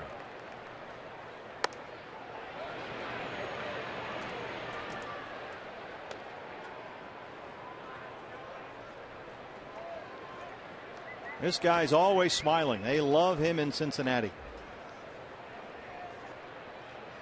By all accounts, an absolutely wonderful teammate, and he has been a great addition for them.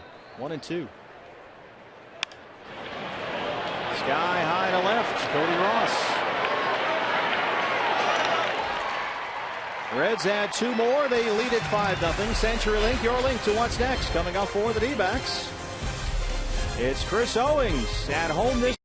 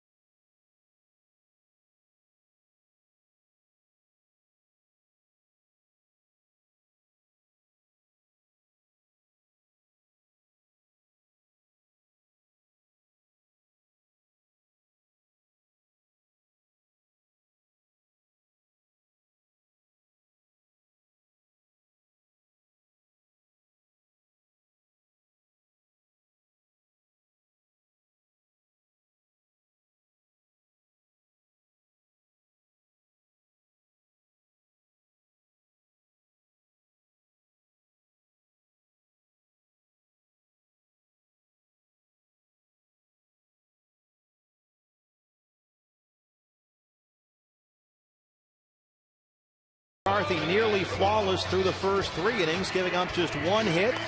And then over the next 1 1/3, 5 runs on 8 hits. The big inning bites him again.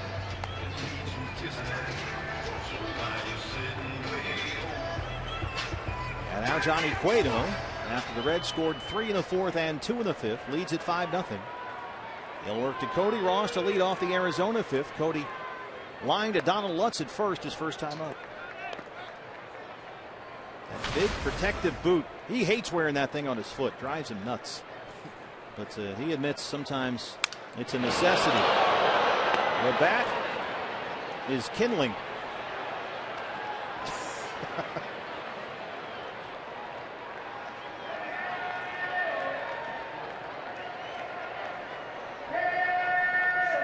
Well, there's more where that came from. Got it right out off the end of the bat, just split just above his hands. A ball and a strike.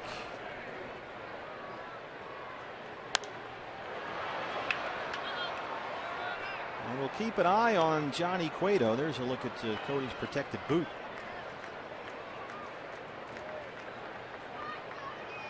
Keep an eye on Cueto this inning. He doesn't look real comfortable. I know he's rolling along 5-0, but occasionally you see him stretch it out a little bit. That's on a hop to Phillips at second. But keep in mind, Johnny Cueto had that injury last year to his right lat muscle, and this was the trainer in the dugout. And then, Bob, a couple of times we've seen him kind of stretch it out, almost like he's been sitting in an airplane seat for too long.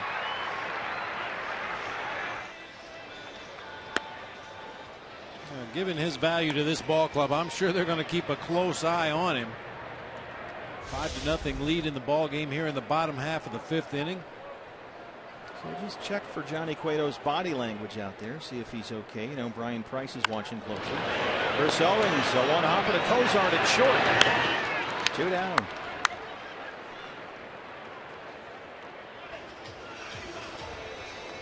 Pitcher spot is due up, and we'll see Ender Inciarte. And Ender has become a hitter as of late. He's got hits in 3 straight games. Sanderson Ford bullpen. Trevor Cahill continues to throw.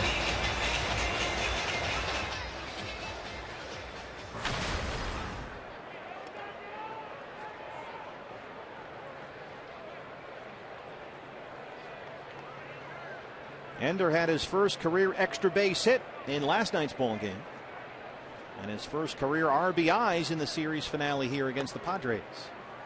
Looks at strike 1.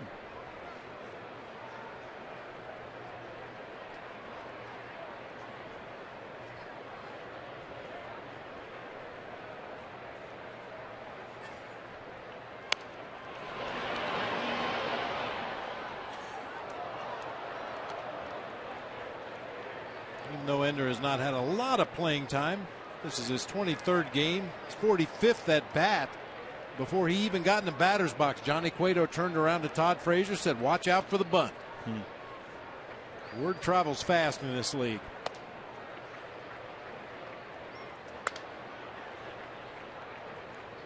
Well, we know Ender Inciarte can run, not quite Billy Hamilton fast, but then again, no one is. But he has shown himself to be an excellent defensive outfielder with a terrific throwing arm. Called strike 3. And a 1-2-3 5th for Cueto. Diamondbacks trail at 5-0.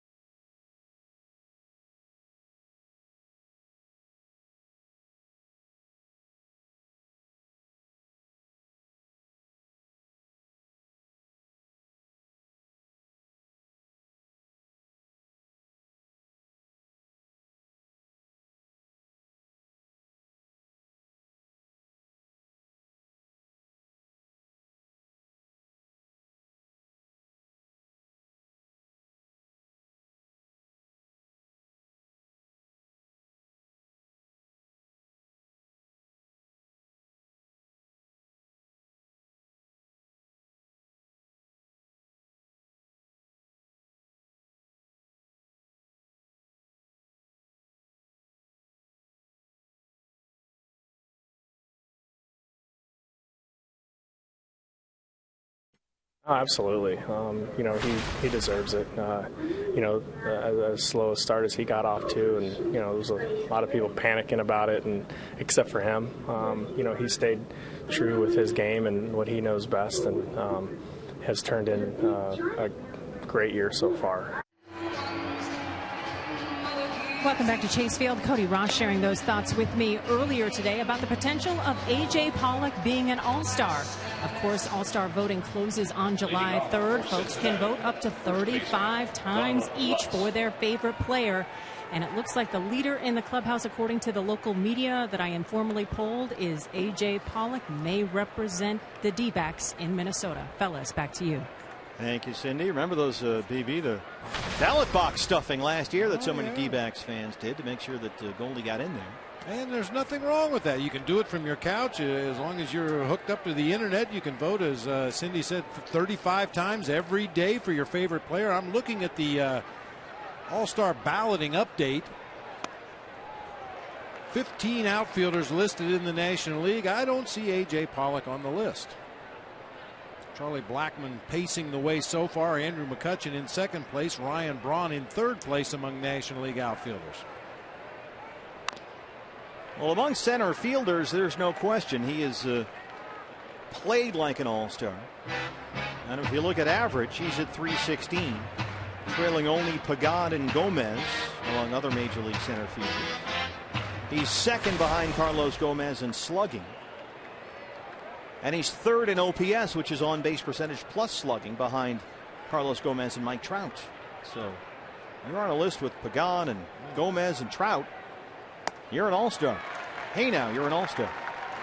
Donald Lutz strikes out. Get your game on and go play.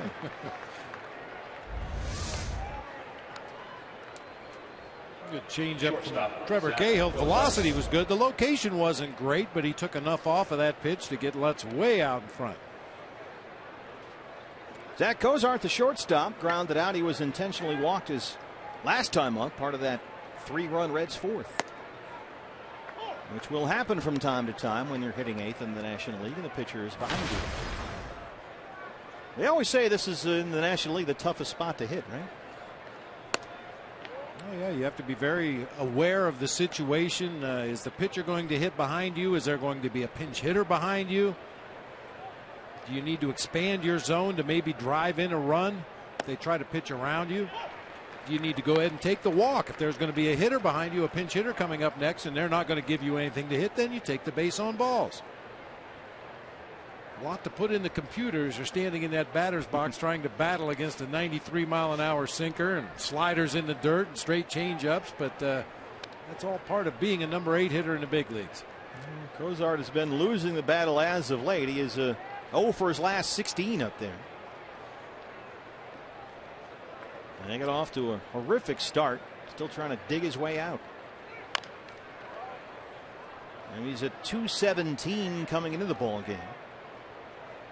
Hit 180 in May. Just seemed like he couldn't buy a hit. In fact, he was down in the 130s in terms of batting average 3 weeks into the year. It's a long way from which to come back. Races a base hit to left.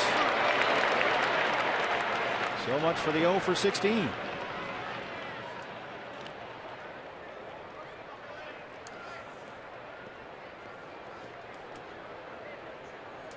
Pitcher Johnny Cueto. Here's Cueto.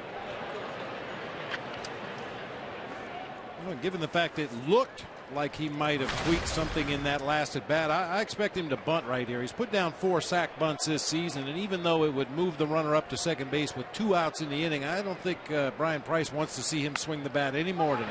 Drops down a very nice bunt. Goldie is on it. And Cozart moves up to second. 2 down.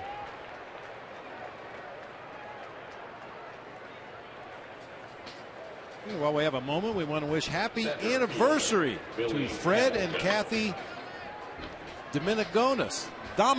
I mispronounce that every time. Fred and Kathy, happy 17th anniversary. You know who you are. You locked up there. Yeah, I had Got caught looking at that breaking ball with 2 strikes. I practiced it between innings, and sure enough, when the lights are shining, I botched. Dropped it right in there on you. Well, anyway, Fred and Kathy, happy 17th wedding anniversary. Billy Hamilton. Strike one. You don't know how easy you've had it going through life with a name like Brenly. For some of us, it's a battle. I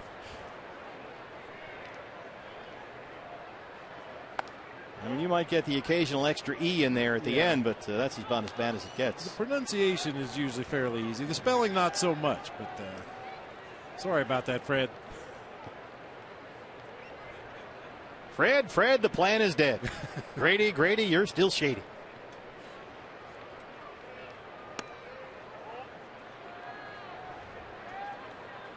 I mean, Fred is our audio guy. If he wanted to muzzle us, he could do so very easily.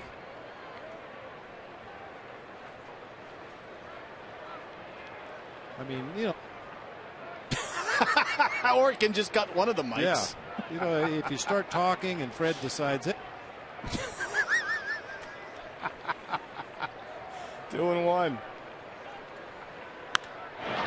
Off the fist. Tough play. Long run for CO. There's some COD. Chris Owings tracks it down.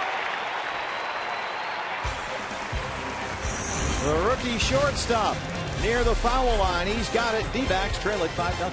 And your D-backs are now on 98.7 FM. That's right, your ex.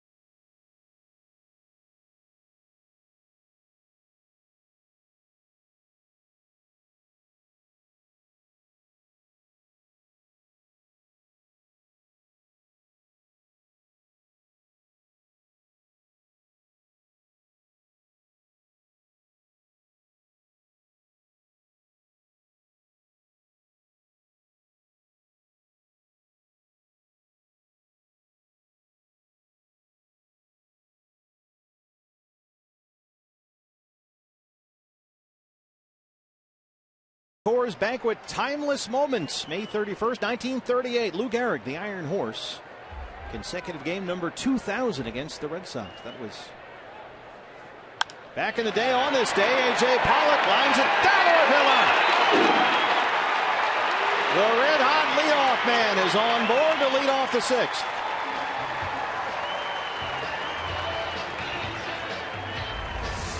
A lot of A.J.'s extra base hits have come to left center and down the left field line, but this time he stays inside that ball, drives it down the right field line.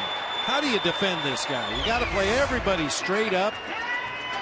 You got to respect the power, play deep in the outfield. You've got to respect the speed, play shallow in the infield. A.J. finding holes everywhere. This is why he's an all-star. OPS, on-base percentage plus slugging percentage, third best among all Major League center fielders.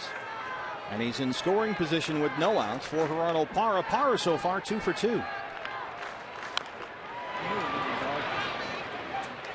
And with A.J., I mean, 3 more hits last night, including 2 more doubles. He scored twice.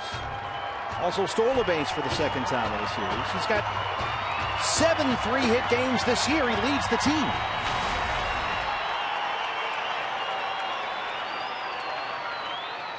And in now 6 games on this homestand, not quite 6 games, he's 12 for 23.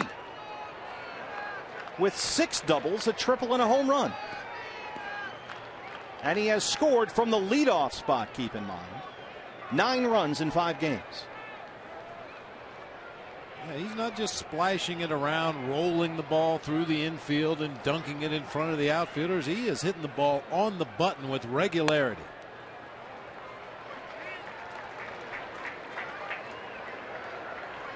I mean, in this homestand, wow, 12 for 23, 6 doubles, a triple, and a home run. 2-1.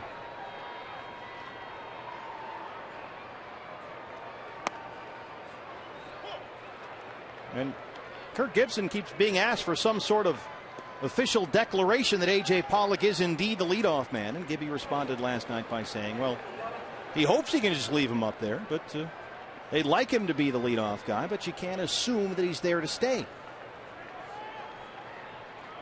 2-2. 5 strikeouts for Cueto, 1 down in the 6th. Hey fans, anytime the D-backs score 6 runs or more, Taco Bell is giving away 3 free tacos with the purchase of a large drink between 4 and 6 the following day at participating locations. Paul Goldschmidt, a single and a strikeout, 1 for 2. Go for the gold. Some nice work on that side. Well, the spelling. It happens. Yeah. We were just talking about that. He had all the right letters. He just didn't have them in the right order. I don't have the heart to tell him. It's got a nice star that flickers there. Hit one here. That's spelled correctly. The old school look for 44. We'd love to cash this in. Johnny Cueto's pitch count. This will be number 70, the next delivery.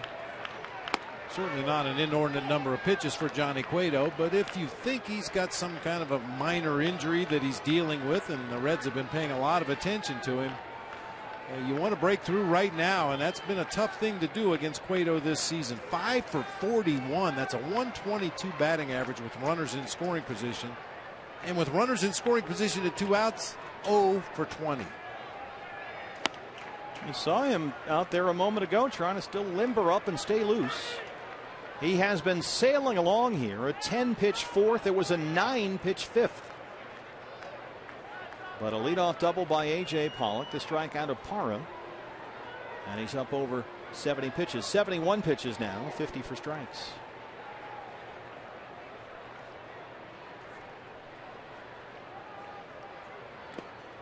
That's in the dirt. Nice block by Pena behind the plate. Goldie on the homestand. So far, 6 hits and 5 RBIs. And as we wrap up May, he's hitting about 40 points under what he hit in April. He was .323 last month.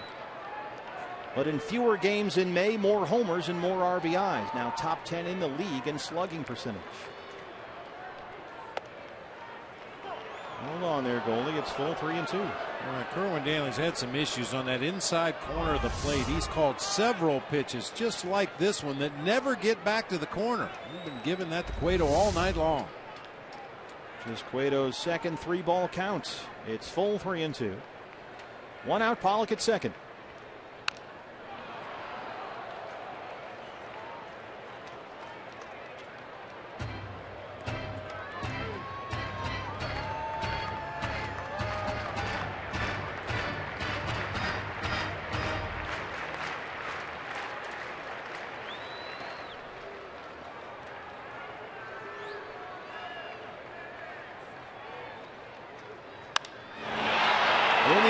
Center. Hamilton in front of the track. Pollock at second. He will tag.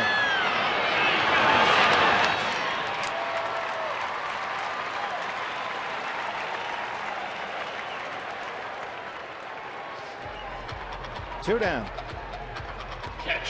Just got under that ball a little bit to the deepest part of the ballpark. See where the bat is when it makes contact. Just a little bit underneath the baseball. I mean, we're talking about fractions of an inch. The difference between squaring one up and hitting the ball 470 feet and hitting a lazy 400-foot fly ball to center. Brandon Phillips. Go now. He always has some fun out there. Miguel Montero. I've seen middle infielders actually try to get in your line of sight so you can't see when the ball is actually caught by that outfielder.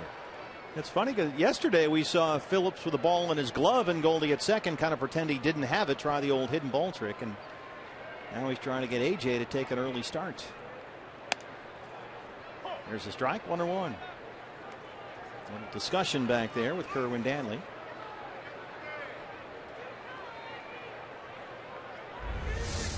Here's a look. Wow. Come on, Kerwin. That's a good take. He's penalized.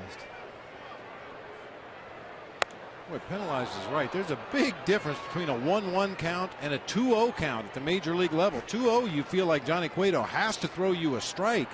1-1, he might still mess around, change speeds, bounce the ball in the dirt. This time he went up the ladder. Automated strike zone. Oh no. Just leave me some humanity, Brenly. No, some soul of the game. Not even a I little don't want bit. mindless There's your robots. plate umpire right there. Oh no. Never wrong. No. Never ever wrong. He's telling you to be quiet. 1-2.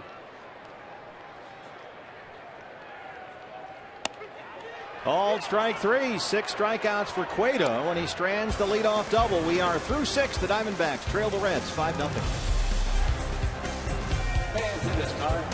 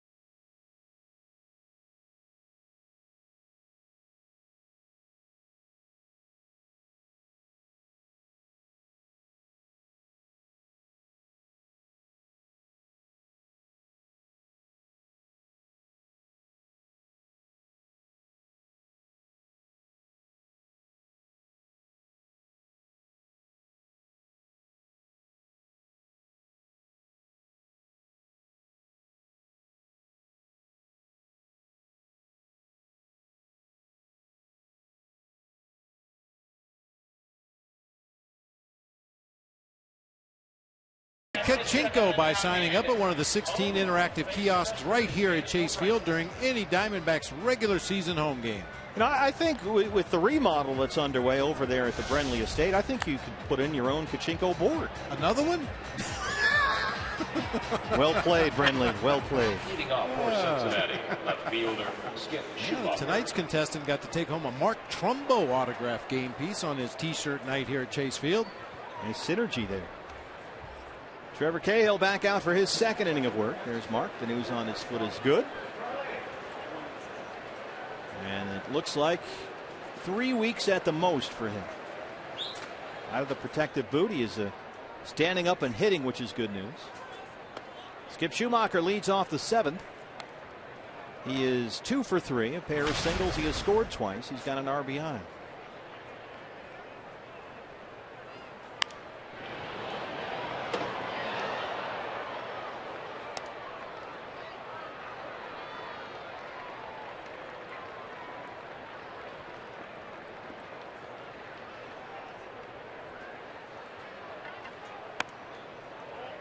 It's a nice guy to have on your bench. 34-year-old veteran, left-hand hitter. Can play infield, can play outfield.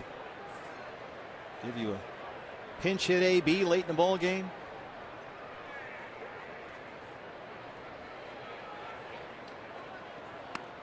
A guy I could tell you all about Skip Schumacher here tonight watching the ball game. Tony La Russa sitting next to Dave Duncan, just a few boxes down to our left here. Tony used to use Skip Schumacher, start the game at second base, come in and play left field for a couple innings in the middle, move over to right field in the ninth, and in extra innings end up back at second base. Very valuable member to have on a ball club, a guy you can bounce all over the field and not lose anything defensively. 3 balls and 2 strikes.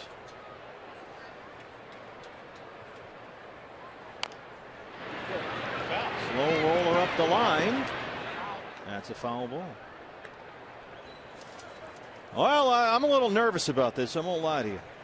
Gonzo, a de facto member of the Brenly committee. It's our AT&T fan photo of the game. Oh, come on. Really? Really? What a surprise. What did we expect?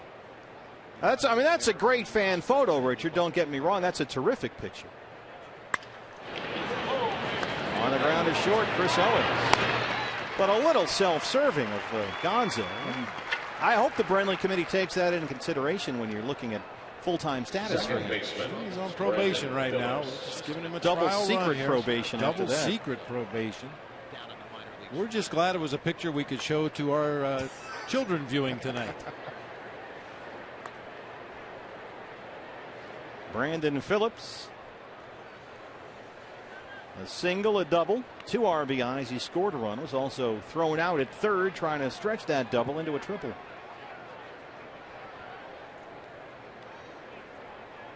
So thanks to all of you tweeting in your fan photos, brought to us by AT&T. Keep them coming, and we'll get them on a game broadcast. Hopefully, a better selection process. That was a terrific picture, but I smell a rat. 0-2.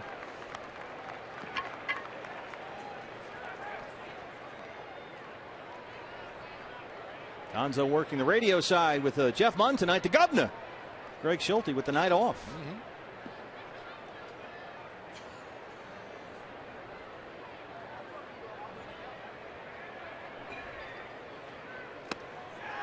Swing and a miss. Struck him out. Second strikeout for Cahill. 2 down in the 7th. Second time tonight, Phillips has struck out. Here's Jay Bruce. And if you're out there in right field, be on your toes, because this guy can hit him a long way when he connects from that left-hand batter's box. He has singled, struck out, and been hit by a pitch. 1 for 2. Trevor throwing strike 1 in this inning.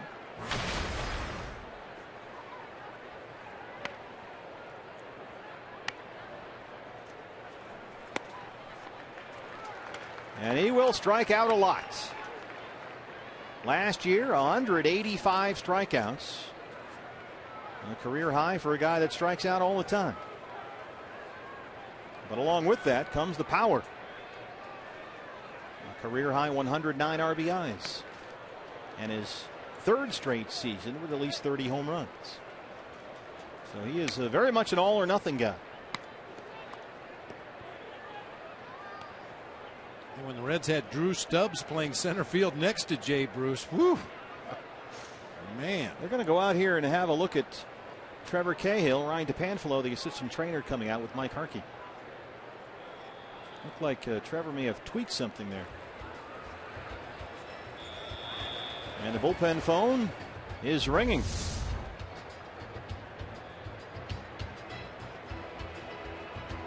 Awkward landing, maybe? Yeah, not really sure. Really pulled that slider down and in. Not sure if that was intentionally done or whether something grabbed in the middle of his delivery and caused him to pull that slider down in the dirt that way. It's hard to recognize Ryan DePanfilo since his wife made him shave his mustache. Let's take another look. His right leg.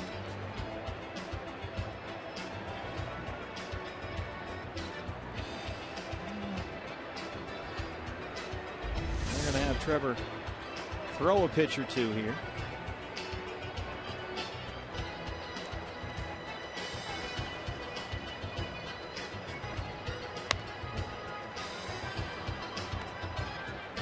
says he's okay. You'll probably see some kind of an indication here from Kerwin Danley, the home plate umpire, over to the first base dugout that that's no visit. I guess not. Generally, when the umpire goes out there for an injury timeout, pitcher declares himself fit to go, you'll let the other team know that's not an official visit to the mound, strictly a medical thing. Another strikeout. That's 3 for Cahill. It is stretch time at Chase Field. CenturyLink, your link to what's next, coming up for the D-backs. Martin Prado leads it off.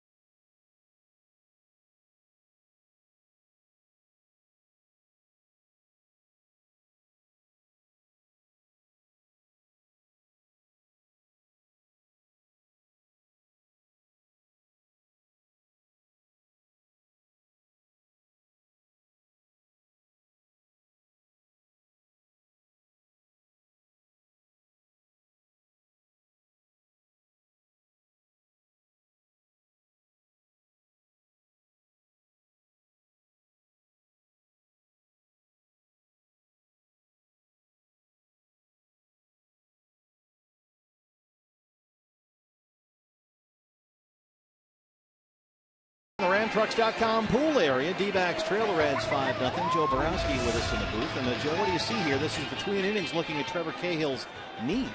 Yeah, you know, sometimes when you're throwing, you're going max effort, you might feel a little tweak here or there, you're not quite sure about it. Best thing, bring out the trainer and just make sure there's nothing that you can further damage anything else in case you did. But he may have tweaked it, may have been how he landed. You know, He really pulled down on that slider. He may have buckled his knee a little bit. Another big inning from Brandon McCarthy. What happened? It seemed to be the recurring theme that once through the order, extremely good. Amazing. And I've been racking my brain, and the one thing I'm coming up with is a lot of times you see starting pitchers, how many pitches do they have? 3. And Brandon, you know, he has the curveball, fastball, and cutter, but for me, a cutter isn't essentially a fastball. It's that other pitch that second, third time through the order that can keep guys off balance. And I think maybe that may be what he's struggling with right now. But it's amazing. This was a textbook case of the way things have gone for Brandon so many times this year. Goes the first 3 innings, gives up only 1 hit. Sure. And then over the next 1 1/3 innings, gives up 5 runs on 8 hits. And we know that he's a strike machine. He throws the ball near the plate. Especially tonight, too. Yes, but when you only have your 2 pitches, and he's essentially fastball cutter. He throws his curveball very seldom. Mm-hmm. And as a big league hitter, now you're just sitting pretty much on 1 pitch. You're just looking location, and you're sitting on the 1 pitch. You don't have to worry about the other pitches. He has talked frequently in 2 spring trainings now about trying to find a changeup. And it's just hasn't quite been there for him. He's worked on it, and changeup is a field pitch. It's got to be comfortable coming out of your hand.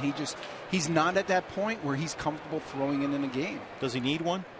I think you need the 3rd pitch as a starting pitcher, and you see oftentimes a lot of starting pitchers. Some of them throw 5 pitches. I don't think you need that many, but I think you need that 3rd one because of the 2nd and 3rd time through the order.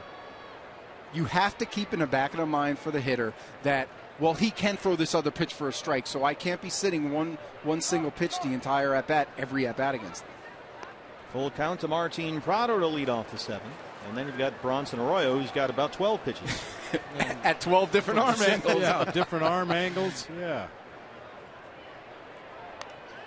Wow. Hit or be hit. That was a Cueto-like swing. And a look on Fox's Phantom cam. Self-defense. Hit down on the pine tar. That's getting down there in bad country. Short right, Jay Bruce. So how do we proceed here? What do we do? I think the biggest thing is your bullpen sessions between starts. Start forcing yourself to throw that changeup to where it becomes comfortable. Or start throwing your curveball a little bit more during the games. And I just think if you start adding some more stuff to it and you prove that, yeah, he can throw it and he throw it for strikes, now you have hitters, hey, I got to respect this pitch. I can't just be sitting up there fastball. Aaron Hill 0 for 2. You know, and many times, Joe, you know this, it's easier said than done. Sure, but if absolutely. you can change speeds on your breaking ball, you know, throw a hard curveball, throw a slower curveball as an off-speed pitch, throw one fastball at 93, throw the next one at 89, throw the next one at 95. You know, there's ways to get by with just 2 pitches, but you have to be willing to change speeds on the pitches you do have. And another thing is guys, and who comes to mind is Colemeter. He's a 2-pitch pitcher, but it's his deception. It's his delivery that's almost essentially like he has another pitch because it's such an awkward release point and coming straight over the top. And we've seen much more velocity from Brandon this year, and that's been very consistent too. Yes, very. And there's nothing wrong. I mean, he's throwing quality strikes. It's not like he's just throwing everything right down the middle. He's working in and out. But that's why when I look at what's been the problem, and then it rings out that it's the second and third time through the orders, I just think it's that extra pitch. Cueto giving himself a little pep talk out there on the mound. Rain one. Hasn't been behind in the count very much tonight. High pop up, third base side, easy play for Frazier into the night sky, and that's the second out. Matter of fact, that was the 24th hitter Johnny Cueto has faced in this game. 9 of those guys he's had in a 1-2 hole. He's gone to 3 ball counts now on 3 of the last 4 hitters, only 1 before that. Now over 92 pitches, 63 for strikes, and with 2 outs, it worked to Cody Rollins. Now back to McCarthy. If you look at the numbers, it's almost mind-blowing that if you count tonight, 6 starts, no runs through the first 3 innings. 0. And then, I mean, in fact, let's see. Tonight he had 1 hit through the first 3. Yeah. So in 6 starts, a total of 6 hits in the first 3 innings of the ball game.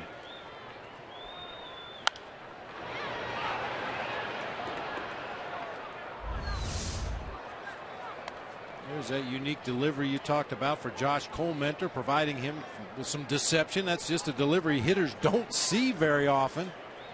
Brandon McCarthy with a more traditional 3/4 delivery out to the right side there above his shoulder a little bit. And Bob, you know, as a hitter, you're able to see the ball earlier so you can recognize what it is a lot quicker than you can against Colemeter.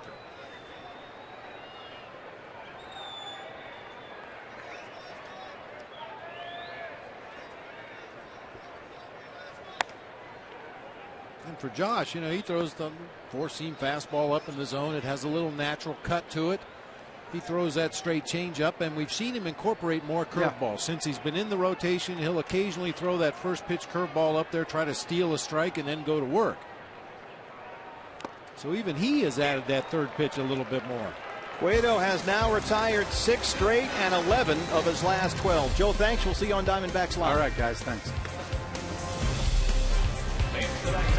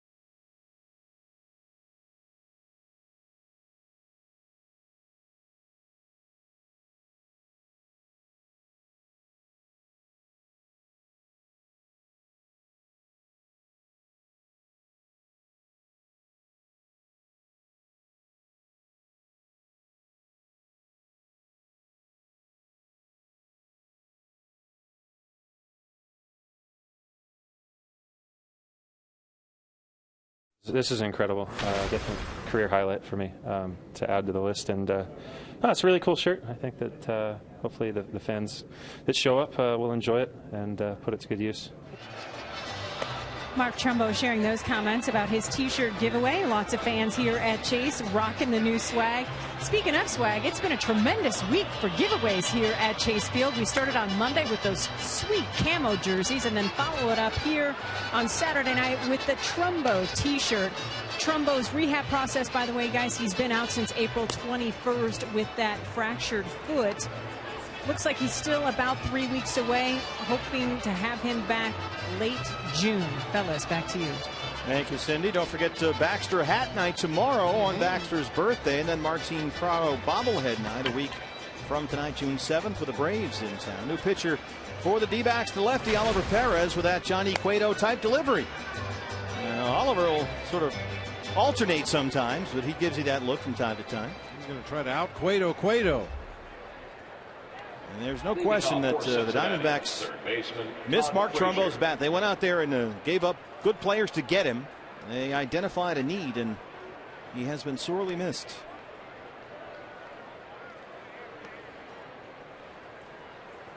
Todd Frazier leads off the Reds' 8th. He is 1 for 3, an RBI single in the 4th.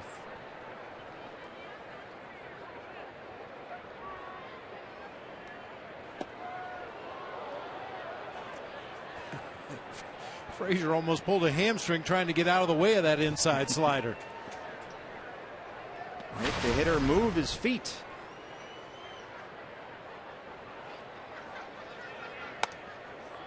One and one. Speaking of Mark Trumbo, look at the difference here, Bob, in left field this year and what the absence of Mark Trumbo has meant. Just the threat of hitting the ball up in the seats changes a lot of the way an opposing pitcher will attack a lineup, knowing Mark Trumbo's lurking down there somewhere this inning. Changes what an opposing manager will do with his bullpen, knowing you've got a guy like Trumbo available coming up in an inning. 7 home runs in 21 games before the stress fracture in the foot. And while he's been gone 36 games, the other left fielders have hit 1 home run and 8 fewer RBIs. So it's a big presence in this lineup that hasn't been there for the last 5-6 weeks, and he has been sorely missed. 1-2 on Frazier.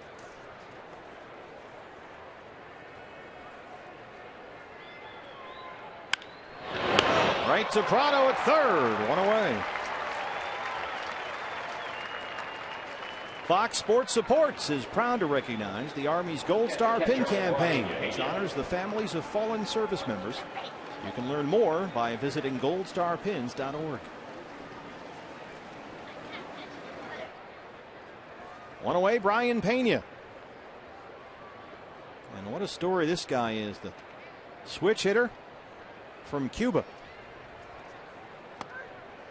He was 16 years old in 1999, playing for Cuba's junior national team in Venezuela when he snuck out a bathroom window in a hotel and defected.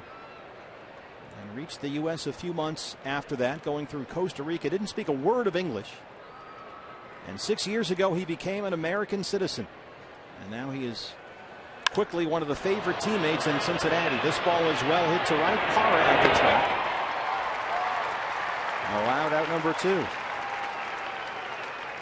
They're really thrilled with the signing of Pena. First baseman Donald, formerly with the Braves, the Royals, the Tigers.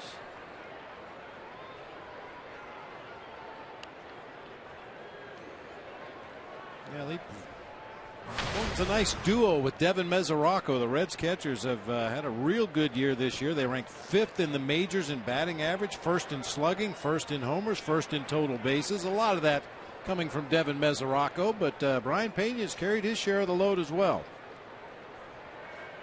And he's formed an excellent battery with Johnny Cueto, as we've seen tonight. Donald Lutz. So you've got Pena, who defected from Cuba, and you've got Lutz, who grew up in Germany. The first ever German developed player in the major leagues. He was born in New York State Moved to Germany when he was just a baby. Off to Fiss, right behind the bag at second. Aaron Hill is there. And Perez works a 1-2-3-8. Diamondbacks trail the Reds 5-0.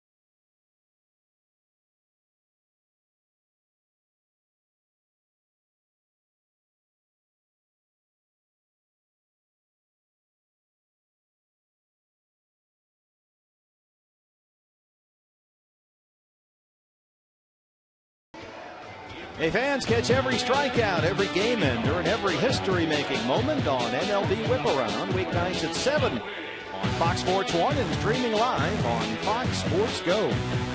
We go to the home half of the 8th here at Chase Field. All Johnny Cueto tonight. He's working on a 5-hit shutout as he starts the 8th against Chris Owings. CO 0 for 2 so far. And Cueto throws strike one. He has retired the last 6 he's faced and 11 of the last 12. Now at 97 pitches, 67 for strikes. The comebacker, Cueto. One away. In fact, he is our APS Energy All-Star, Johnny Cueto. He started the ball game with a 1.83 ERA behind only Jeff Samardzija in the major league. Samardzija at 1.68. Well, Cueto, so far with 7 scoreless innings, has the ERA down to 1.69. So by the end of this ball game, if he keeps going, he may have the major league ERA title. Eric Chavez will hit for the pitcher.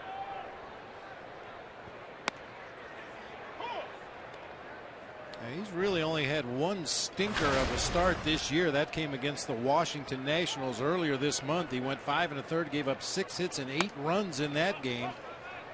Struck out 6, didn't walk a batter. But other than that, every time out there, he's given the Reds more than a legitimate chance to win the ball game. And due to our quick calculations by our tonight highly reliable staff in the booth, we are told that he is now tied with Jeff Samardzija at a 1.68 ERA. And keep in mind, this is his 12th start of the year. This is not a small sample size, 2 full months. Eric Chavez, 10 hits in his last 30 at bats, including a couple of home runs. 3 for 21 as a pinch hitter this year. And he's ahead 3-1.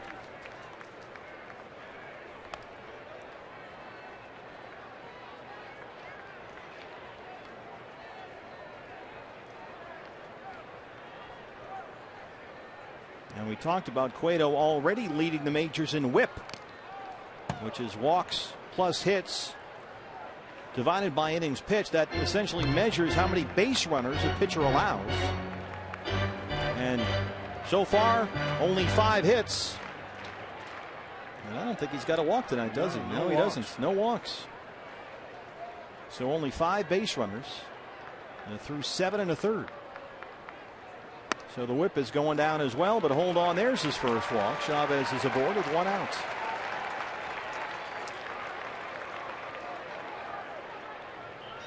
That ends a stretch of 7 straight retired by Cueto, and it brings up, well, the hottest hitter on the planet right now. It's A.J. Pollock. A double his last time up, 1 for 3. And A.J. goes into this at bat 3 straight multi-hit games. So he needs a base hit here to keep that going. There's a strike, 0-1.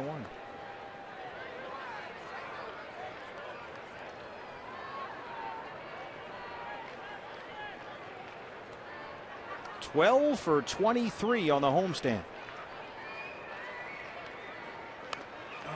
No. That got him.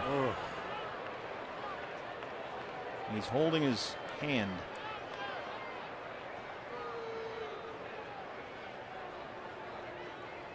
Well, we've seen Cueto pitch inside all night long with authority to right-handed hitters. This one runs back inside. AJ tries to pull his hands out of the way, but it looked like it got him right on the outside of that right hand, right on the knuckles. 83-mile-an-hour pitch from Cueto.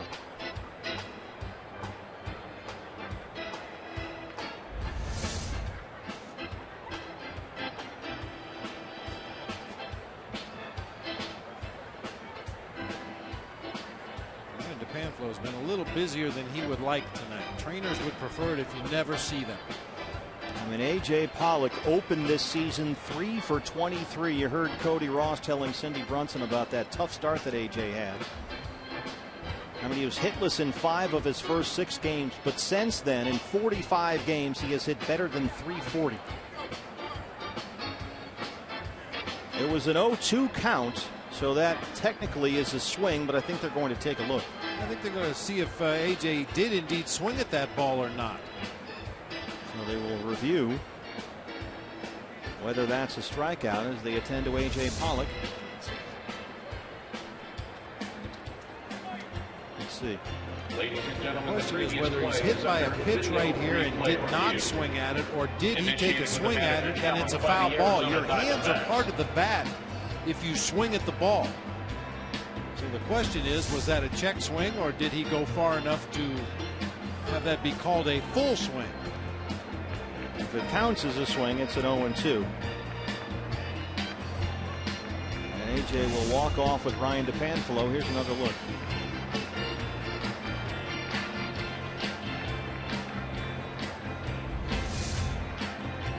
Now they'll get him checked out, and Chase Field holds his collective breath here. A.J. taking a look at the DBTV board. They're showing a replay here at Chase. Diamondbacks have retained their challenge into the 8th inning, and they have asked the umpires to take a look.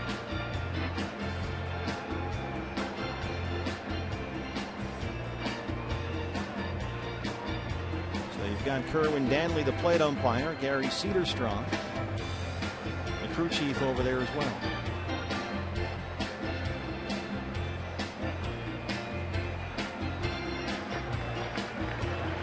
Send the runner down to first base. Hit by a pitch is reviewable, and we will see Nick Evans run for A.J. Pollock. After video replay review, the previous so the call is overturned. It is a hit by a pitch. Hit batters are subject to expanded replay. Awarded first base. So the Diamondbacks, with a 1 out, have runners at first and second. But the concern is for the hand of A.J. Pollock. Number 28, Nick Evans. One thing this review process allowed was for Brian Price to get some activity up in his bullpen. Jonathan Broxton on the left. I believe that's Manny Parra on the right.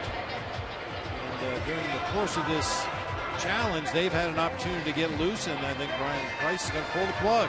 106 pitches, 71 for strikes. Cueto leaves, leading 5-0. He's responsible for 2 base runners. Pitching change. We'll be back after this.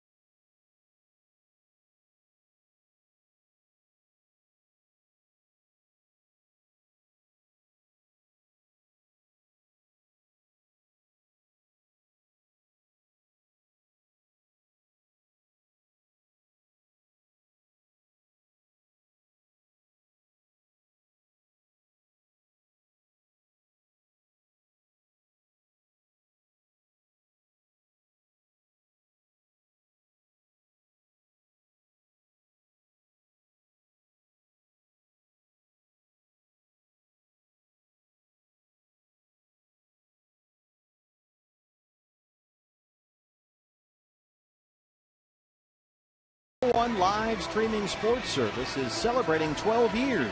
Join the millions of subscribers who watch every out-of-market game live in true HD on over 400 devices. Visit dbacks.com for details. Well, we've got a Parra matchup here at Chase. Manny Parra, the left-hander, is on to face Gerardo Parra.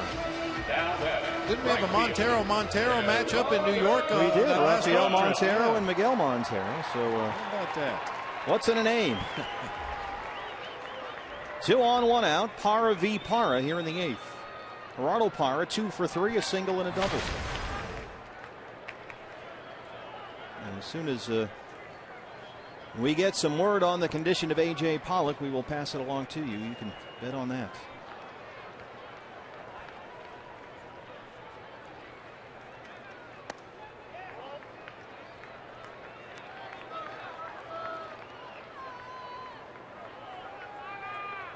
Eric Chavez, the runner at second. Nick Evans running for Pollock is at first.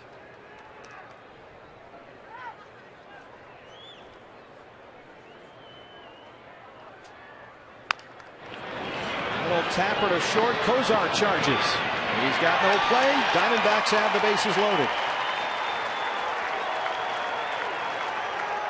And with 1 out in the 8th, they have the tying run on deck. Now batting, first baseman, Paul Goldschmidt.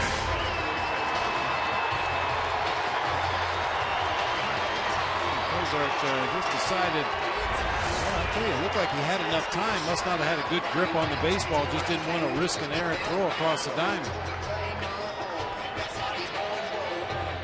Ryan Price not going to let that matchup happen. Diamondbacks down 5-0, but the bases are loaded with 1 out in the 8th. Back after this.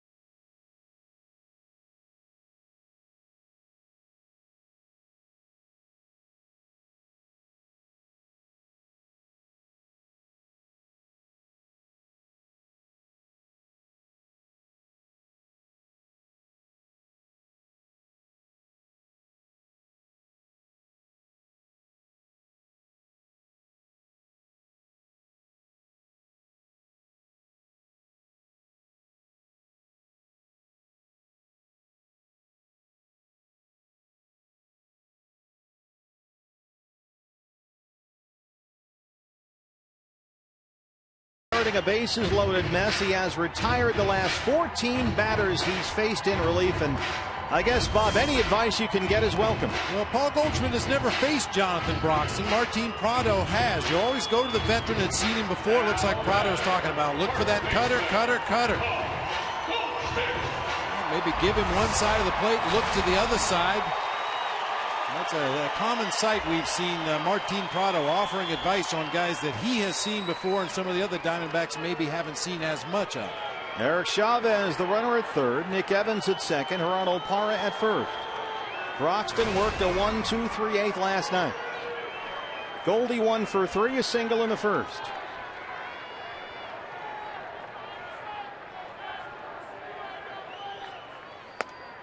Strike one.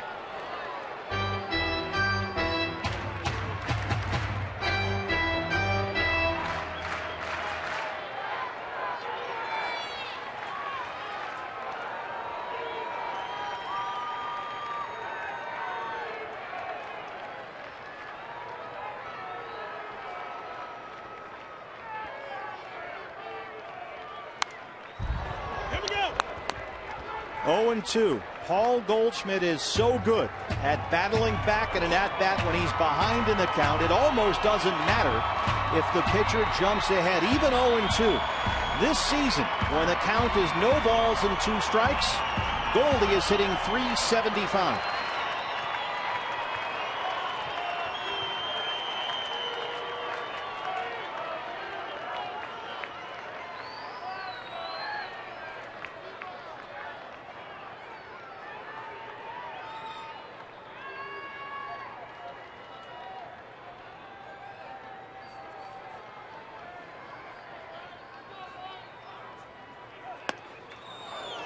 One and two.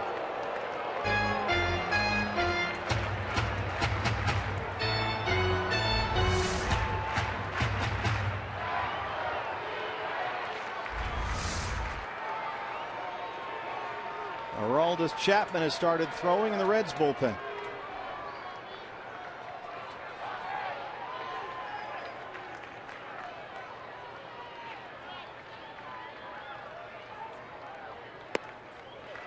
He's back even, 2 balls and 2 strikes.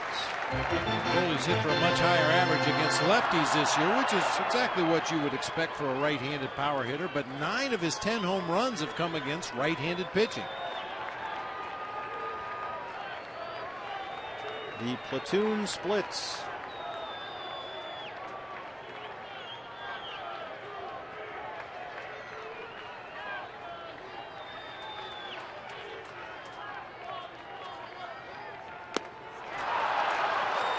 Got him.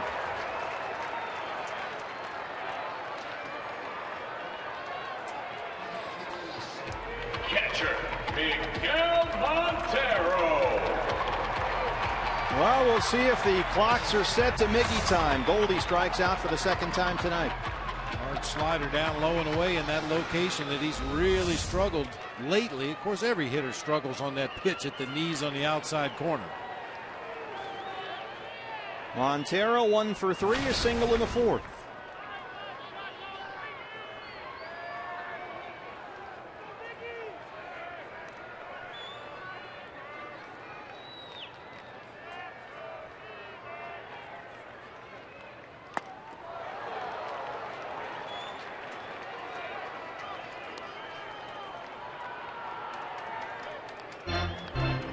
Splits for Miguel Montero. He's 3 for 11 lifetime against Jonathan Broxton with a home run.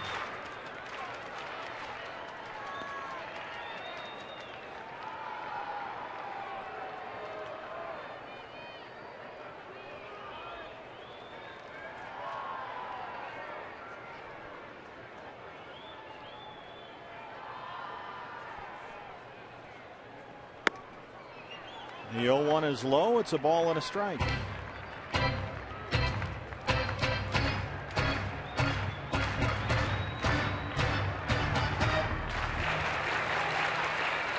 And Reed, just in case, in the Sanderson Ford bullpen.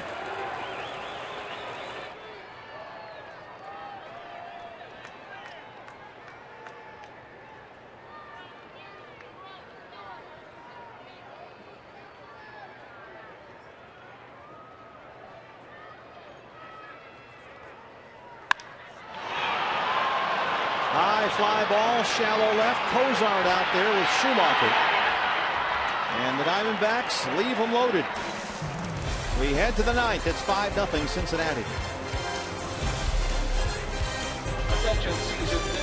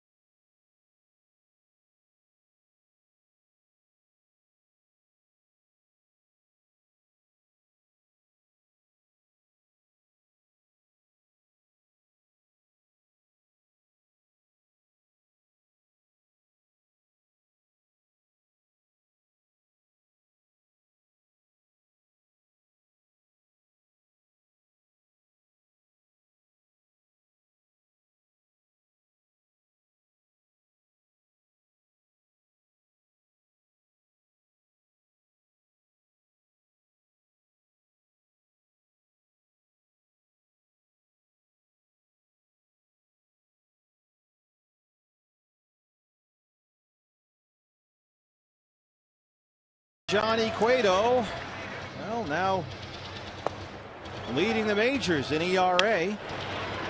And we saw why tonight.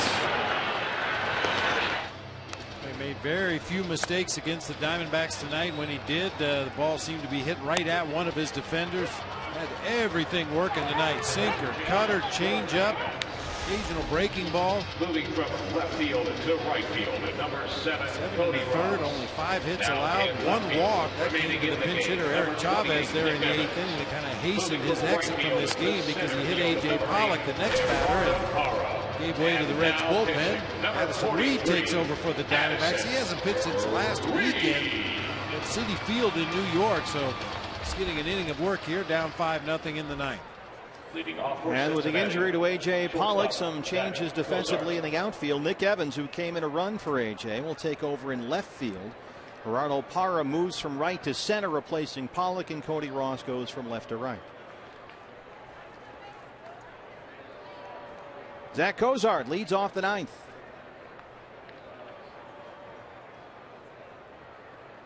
He has singled and been walked intentionally, 1 for 2.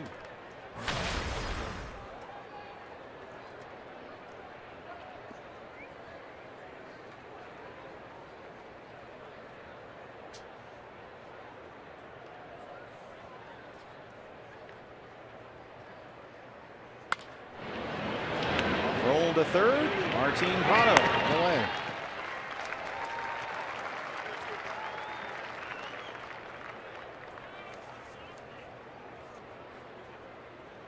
FoxSportsArizona.com. All your online local sports coverage you can't find anywhere else. You'll get Jack McGruder's post-game analysis and reaction from the D-backs clubhouse as we await the news on A.J. Pollock hit in the hand by a Johnny Cueto pitch.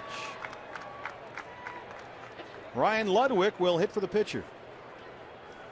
Pinch hitting for Jonathan Broxton, number 48, Ryan Ludwig. Ludwig 241 on the year, 3 homers. The 35-year-old has been dealing with a sore left knee. Didn't look good in the outfield in the series opener, and so we've seen Schumacher out there in games 2 and 3. He's hitting under $180 the last 2 weeks. He's been striking out a lot. Trying to get going this year offensively.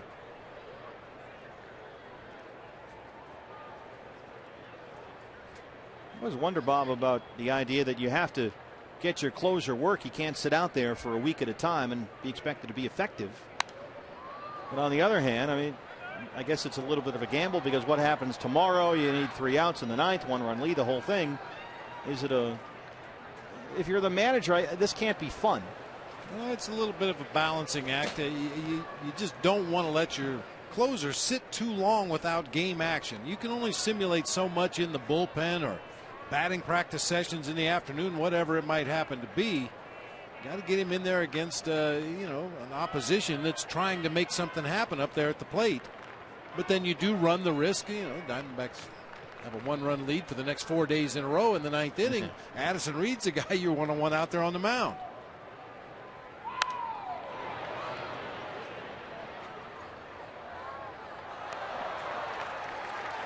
Sanderson forward bullpen. Brad Ziegler getting loose.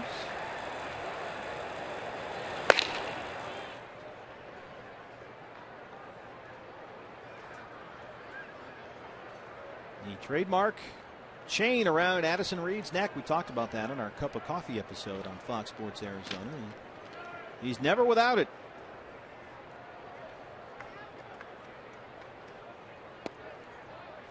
Was shopping at a mall one day, killing time at the minor leagues, just walking around with a few buddies, saw a necklace like that, liked it, bought it, put it on, and he's pitched with one ever since.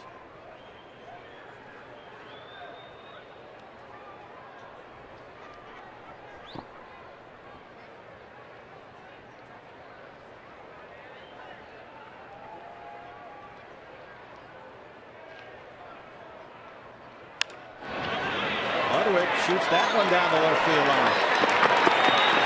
Evans in there to fish it out of the corner. Ryan Ludwig has a 1-out double.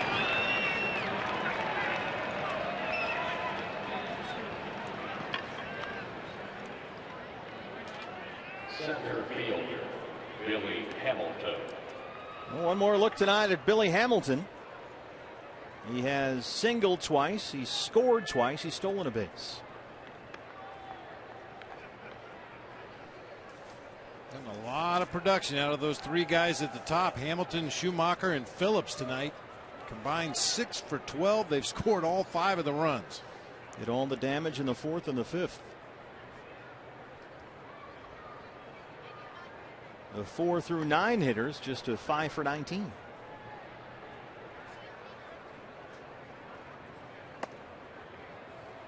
Well, what do you think about Billy Hamilton? You've had a chance to watch 3 games now. What are your thoughts? Pretty much what I expected coming into the series. You know, a guy that certainly has all the tools necessary to be a great leadoff hitter for a long time. I'm impressed with his throwing arm. So I make a nice throw from center field into third base, even though they didn't get the guy. Had a lot more arm than I anticipated, moving out from the infield to the outfield. Certainly has enough speed to play anywhere on the field.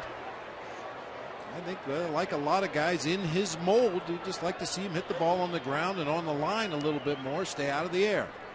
And taking a few more walks wouldn't hurt anything. Got to get that on base percentage up. Can't utilize that speed if you're not on base. But he's a game changer. When he gets on base, everything stops.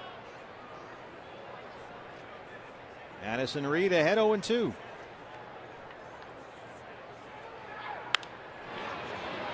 Along the left field line, Evans might have room here. Not quite.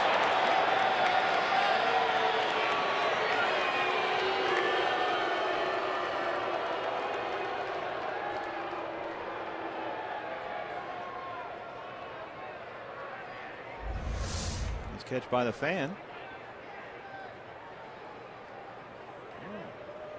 2 hands barehanded.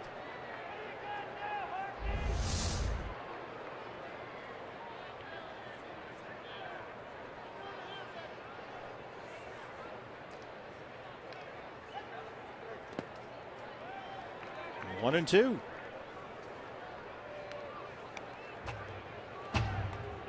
Billy Hamilton became a sensation 2 seasons ago when he was in the minor leagues and stole 155 bases in 132 games. That broke the all-time minor league record set by Vince Coleman in 1983.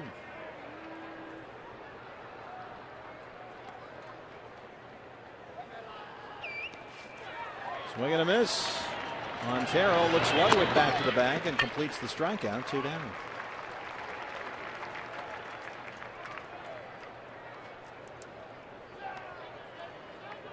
Left fielder Skip Schumacher. Skip Schumacher, a pair of hits. 2 singles. He has scored twice and driven in a run. He is 2 for 4.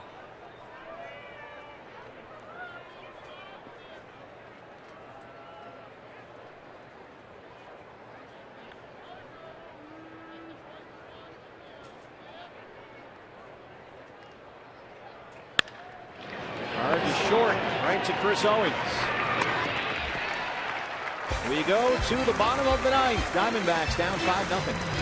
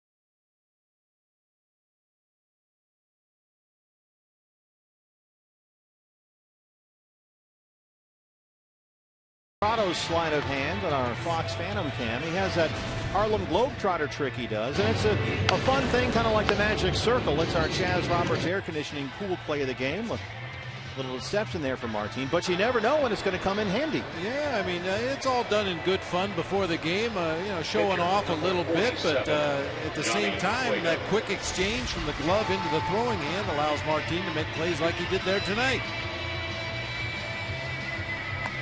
Bottom 9, Diamondbacks down 5-0. And on for the second time in this series, it's J.J. Hoover.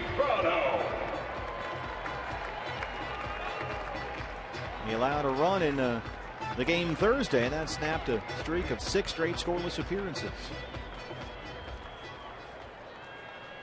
And here is Martin Prado to lead off the ninth. He's 0 for 3.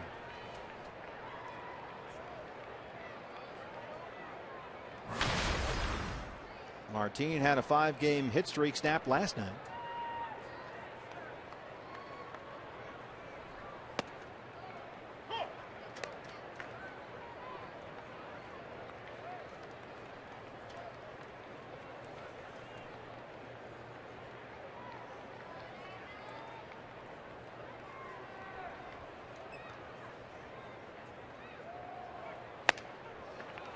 I suppose Hoover hears a lot of Animal House references. I'm pretty sure he does. If he doesn't, he should be. That's what happens when they name a dam after you. I see what you did there.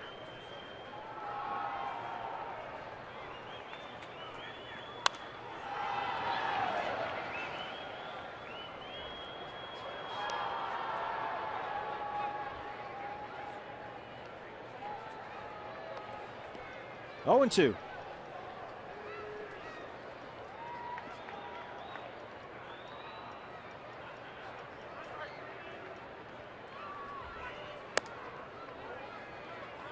.96, a ball, 1 and 2. Give him a finish. We've talked about that before. Down 5-0, but Johnny Cueto is out of the ball game. Aroldis Chapman isn't in yet. Trying to make something happen here against the Reds late in the game. At least make them get to Chapman. Yeah, this is one of the few circumstances in which you'd want to see Aroldis Chapman. Martin Prado not agreeing with Kerwin Danley's strike zone. Second baseman. Yeah, he's heard complaints from both sides of the field all night long. That's, come on, just man. Terrible. That is terrible. Is that a 5-0 ninth inning strike call?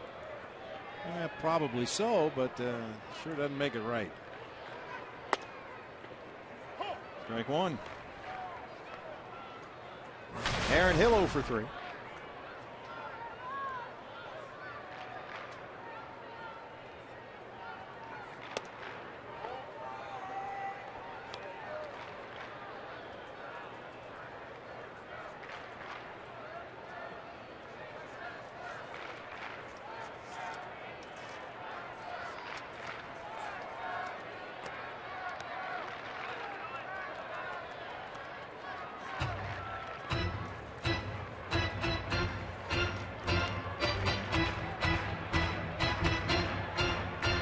Same 2 teams tomorrow. Wade Miley, the left-hander, will be on the mound for the D-backs. Alfredo Simon, who has really pitched well for the Reds, gets the start for them in the series finale.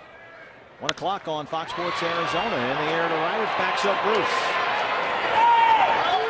2 down.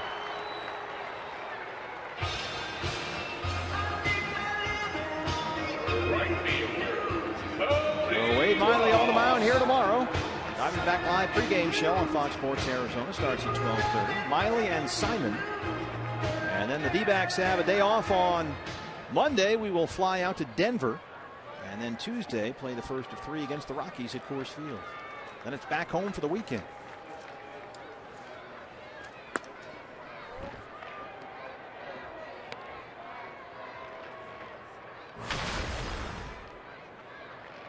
Well, we've got news on A.J. Pollock, and it's not good. A fractured right hand.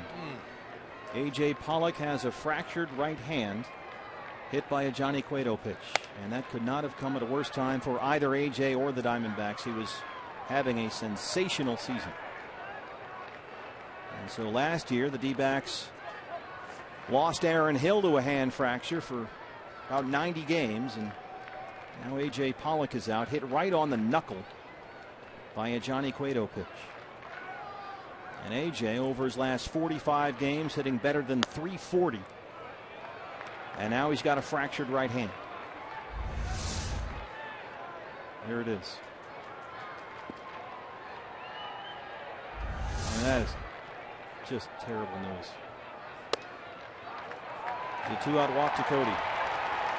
Here is the incident. And the Diamondbacks telling us that A.J. Pollock has suffered a fractured right hand right there on the knuckle. For Aaron Hill, it was the left hand. For A.J., it's the right. And that was a Johnny Cueto changeup. 80-81, I believe, was the velocity on that pitch. Certainly no intent on his part, but it doesn't lessen the pain any for Diamondbacks fans. And just as we talked about the good news regarding Mark Trumbo and how he's progressing from that stress fracture in his foot. Back hopefully in a couple of weeks. And now they have lost A.J. Pollock for a while. And that's just the way things have gone in 2014 for Kirk Gibson's D-backs. Patrick Corbin, we got the news about the Tommy John on the morning we left for Sydney. David Hernandez about a week later. And now add A.J. Pollock to the MASH unit here in Phoenix. Cody Ross takes off for second. And he's in there.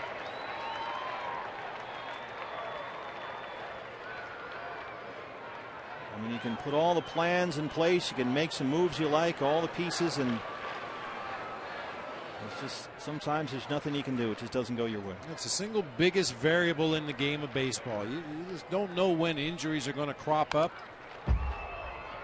Every team goes through them. You just hope that they come at a time when other guys are carrying the load, or the guy you call up from AAA to take that spot in the lineup gets red hot. Find a way to get through and tread water until you can get your guys back, but you never know when it's going to happen. Those two guys, their Tommy John injuries for both of them came out of nowhere. Just absolutely nowhere. Blindsided you. 2-2 on Chris Owens. And hopefully Mark is back. They're hoping third week of June right now. He is out of the protective boot. He is hitting standing up and says he feels great. But you have to be extra careful with a stress fracture. If it's not fully healed, you can do a lot of damage and just make it worse.